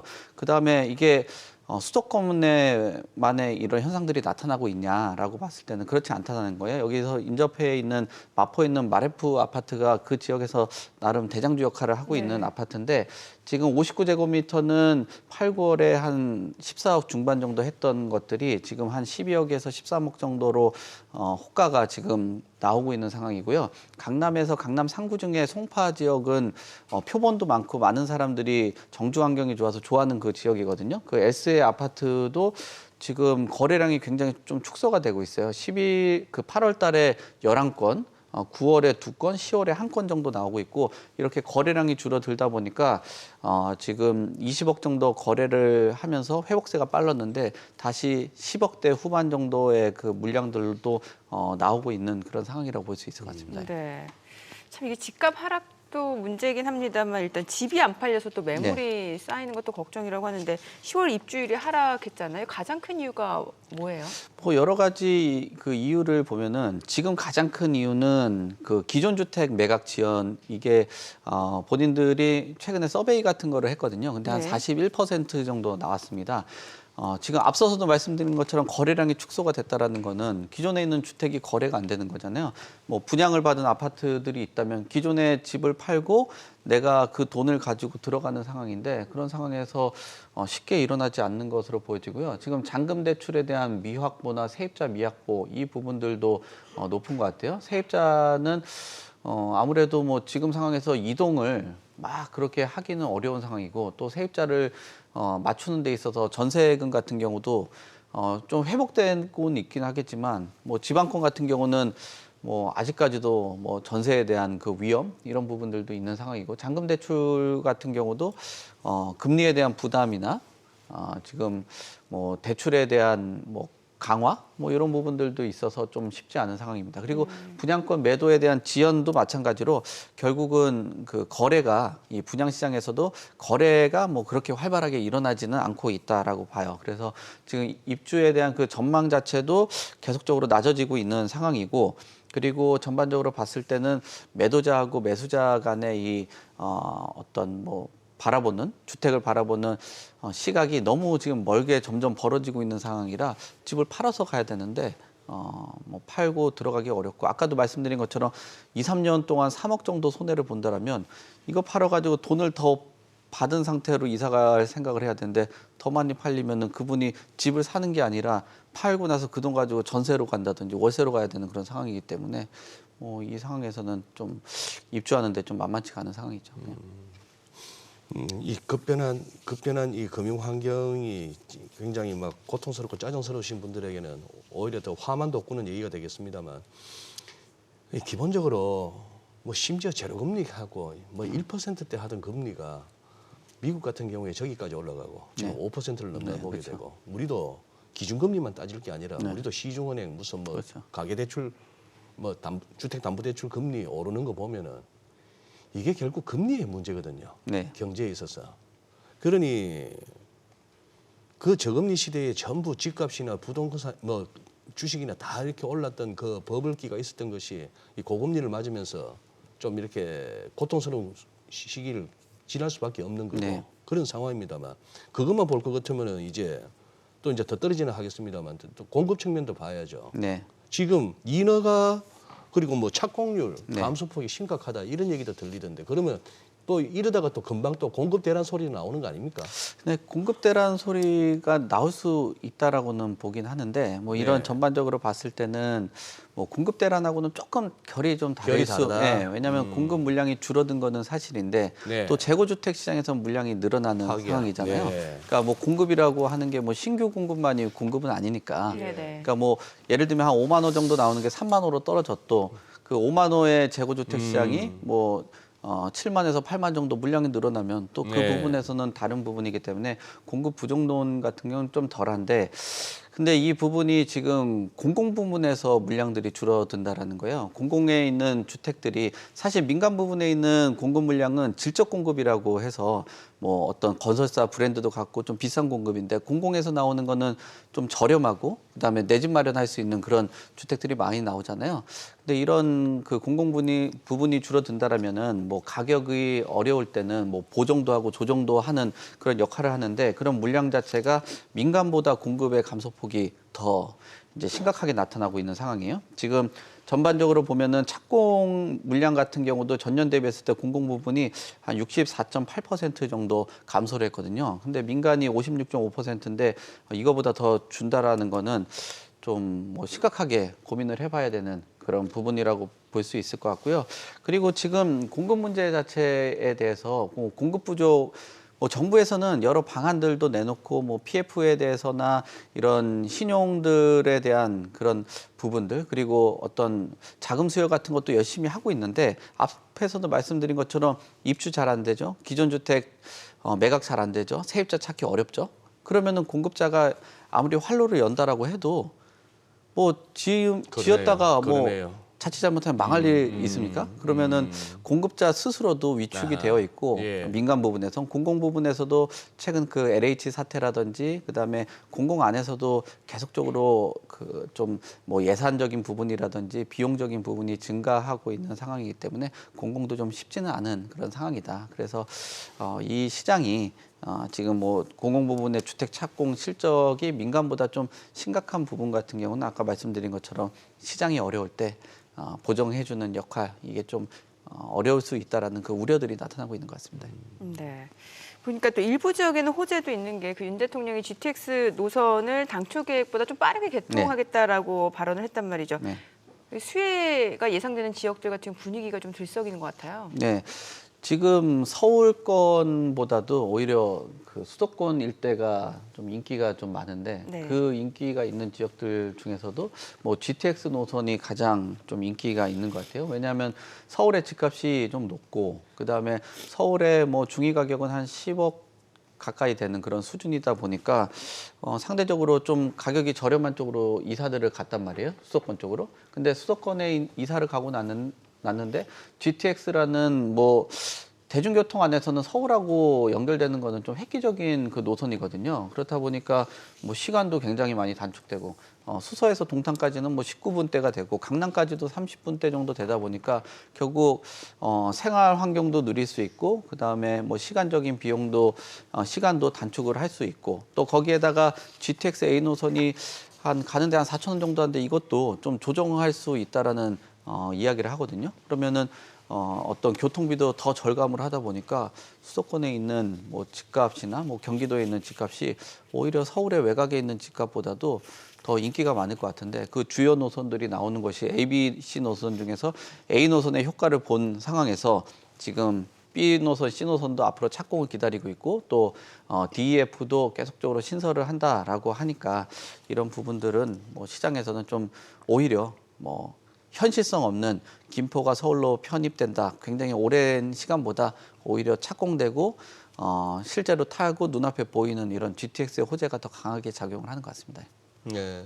송 대표님 나오셨을 때 매번 막 시간에 쫓겨서 못했던 분양 얘기 좀 네, 분양시장. 네. 분위기 한번 살펴봐야 예. 되겠는데 아니 지금 요 뭐랄까요 요 분양 시장도 불과 몇 달 전만 해도 굉장히 뜨겁다 이런 소리가 들리더니 네. 또 분위기 약간 달라진 것 같습니다. 네. 청약 경쟁률 네. 많이 낮아지고 있고 네. 일부는 뭐 무순위, 네. 뭐 줍줍 뭐 이런 얘기도 들리는데 한번 청약 시장도 한번 봐주십시오. 그 소장님이 맨날 지적을 했던 거, 이거 뭐 너무 비싼 거 아니냐 그런 얘기도 많이 했잖아요. 예, 소비자들이 예. 비슷한 생각을 하고 있는 것 비슷한 같아요. 생각을 하고 있다. 이게 뭐 건설비도 올라간다, 네. 뭐 전반적으로 금융 비용도 올라간다라고 하면서 가격들이 계속적으로 올라가 줬잖아요. 예. 근데 수요자들도 계속 청약을 보시는 분들 점점 지쳐가고 있는 것 같아요. 계속적으로 올라가는 걸 쫓아가겠냐? 그 쫓아간 상황에서 앞에서도 말씀드린 것처럼 뭐 금리가 지금 자산 시장에 영향을 그렇게 크게 주는데 이런 고금리 기조가 고착화된 상황에서 무리해서 집 사는 게 좀 어려운 거죠. 그리고 4월부터 10월까지 이렇게 전반적으로 보더라도 뭐 여기저기 주택 가격에 조금 뭐 이상이라고 해야 될까요? 분양가 산정도 좀 이상한 그 가격선을 하다 보니까 수요자들도 갸우뚱하는 것 같아요. 뭐 예를 들면 송파권에 있는 곳보다 강북권에 있는 곳이 아직까지는 네. 지리적으로 조금 입지적으로 좀 떨어진다라고 하는데 예. 송파권보다 비싸고 그래요. 또 광명에 있는 모 아파트 같은 경우는 네. 서울의 중심 뭐 몇몇 지역들보다도 더 비싸게 나오고 어. 그러다 보니까 수요자들이 아니 이거 자칫 잘못하면 분양가 그러니까 비용 인상된 게 나한테 다 전가돼서 내가 뭐 이자 납부하는 그런 상황으로 이어질 수 있나? 뭐 그렇게 되는 것 같아요. 그리고 서울에서도 지금 동작에 있는 푸르지오라든지 동대문구 자이 뭐 이것도 서울권도 무순위 청약이 나온다라는 거는 그래요? 예. 그렇다라는 거는 결국 이자에 대한 그 부담들도 생기는 거고 그다음에 서울은 청약 불패다 뭐 이런 얘기들 있잖아요. 불패가 아니라 지금은 뭐 자칫 잘못해가지고는 완전히 뭐 망가지는 그런 상황이 될 수도 있을 것 같아요. 앞에서도 공급자들이 점점 이렇게 불안하다라는 거는 지금 시장 환경이 녹록지 않다라는 그렇죠. 건데 이렇게 높은 분양가를 한다라는 거는 수요자에 지금은 맞춰가지고 분양시장을 편성을 해야지 공급자에 맞춰가지고 자칫 잘못하면은 이거 뭐 큰일 날 수도 있으니까 현명한 선택들을 해서 적정 이익을 맞춰서 분양을 해야지 자칫 잘못하면은 이 그 서울시장의 시행사들도 좀 위기감이 생길 수 있다라는 것들을 보시면서 할 필요가 있습니다. 청약 경쟁률 진짜 전반적으로 저거는 저 떨어졌습니다. 그래프 자체는 진짜 경착륙이네요. 저런 게 경착륙이네요. 어떻게 저렇게 뚝 떨어집니까? 청약 경쟁률이. 청약 경쟁률이. 그렇죠. 지금 앞으로 입주 물량들도 떨어질 거라는 그 뭐 시장에서 계속 얘기가 나오고 있는데도 저 정도로 떨어진다라는 거는 만약에 그런 뭐 이슈가 없었더라면은 뭐 한 10%대, 10대 1 밑으로도 떨어질 수 있을 그런 위기감도 좀 주의를 할 필요가 있습니다. 네. 그러네. 네. 근데 보니까 또 뜨거운 지역도 있어요. 네. 그 뉴홈과 관련해서 네. 보니까 하남교산하고 네. 안산 장상지구 이쪽은 사전 청약 접수 결과 나왔는데 많은 분들이 관심 보였다고 하던데요. 네, 지금 뭐 지리적으로 지금 서울은 아니더라도 예. 분양 가격에 관심들이 많아요. 이 지역들의 가격들을 보니까 뭐 여러 가지 뭐 나눔형도 있고 이익 공유도 있고 그다음에 일반형도 있고 한때 한 3, 4억대 정도 수준이더라고요. 그러니까 수요자들이 예. 지금은 싼 거를 좋아하는 거예요. 뭐 가격의 퀄리티라든지 입지라고 하더라도 이런 그 부담스러운 가격보다는 본인들이 적정한 수준의 가격의 그 주택을 매입을 하고 차라리 조금 더 돈을 모으고 서울로 진입을 한다든지 이런 부분에 대해서 고민을 한 것 같습니다. 지금 전반적으로 보면 뉴홈의 사전 청약이 한 2만 5천 명 정도 몰렸고요. 그다음에 하남교산 같은 경우 48대 1이에요. 그러니까 굉장히 높은 경쟁률이라고 볼 수 있는데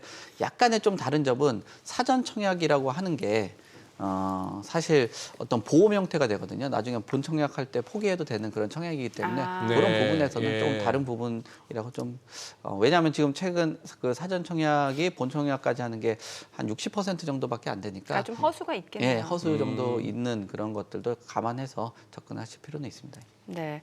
자, 임대 시장도 좀 여쭤볼게요. 네. 최근에 이제 전세값이 좀 올라가다 보니까 뭐 또 전세 사기 공포가 사라진 것도 네. 아니고 오히려 보니까 그 임대 수요 자체가 지금 소형 아파트로 몰리고 있다고 하는데 이게 네. 그러니까 빌라 전세보다는 네. 그 가격이면 네. 소형 아파트 월세가 낮다. 이렇게 보는 인식이 꽤 많나 봐요. 네, 그렇고요. 그리고 저도 그 기사를 쭉 봤는데 원래 소형 아파트가 월세를 많이 좋아합니다. 네. 좀 평수가 좀 크면 전세를 좋아하는 그런 경향성이 있고 다만 지금 전세 사기에 대한 그 문제들이 있다 보니까 아무래도 그 아파트라는 그 상품에 관심들이 조금 더 많은 것 같고요. 그럼 비중 자체가 2023년까지도 그 점점 늘어나고 있다라고 보시면 될 것 같고, 일단 소형 아파트를 그때 2019년, 20년대 살 때는 또 전세를 활용해서 소위 말하는 그 갭 투자 네. 성향들도 있었는데 최근 들어서는 뭐 갭 투자가 자칫 잘못하면은 뭐 갭 그 한때 뭐 갭 거지라는 소리도 있었었거든요. 자칫 잘못하면 그런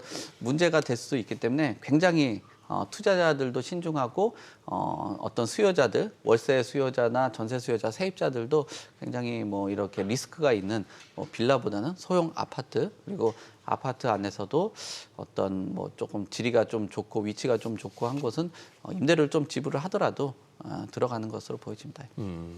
네. 그래요. 자, 또 한 주간 부동산 시장에 대해서 또 동향 좀 짚어봤습니다. 내용 잘 들었습니다. 네, 고맙습니다. 네, 감사합니다. 저희 방송 중에 전해드린 내용 관련해서 모든 투자 판단의 책임은 투자자분들께 있다는 점 알려드립니다. 세상의 모든 돈 되는 정보 100분 머니쇼. 오늘은 여기서 인사드리겠습니다. 저희는 다음 주 월요일 오전 8시에 찾아뵙겠습니다. 고맙습니다.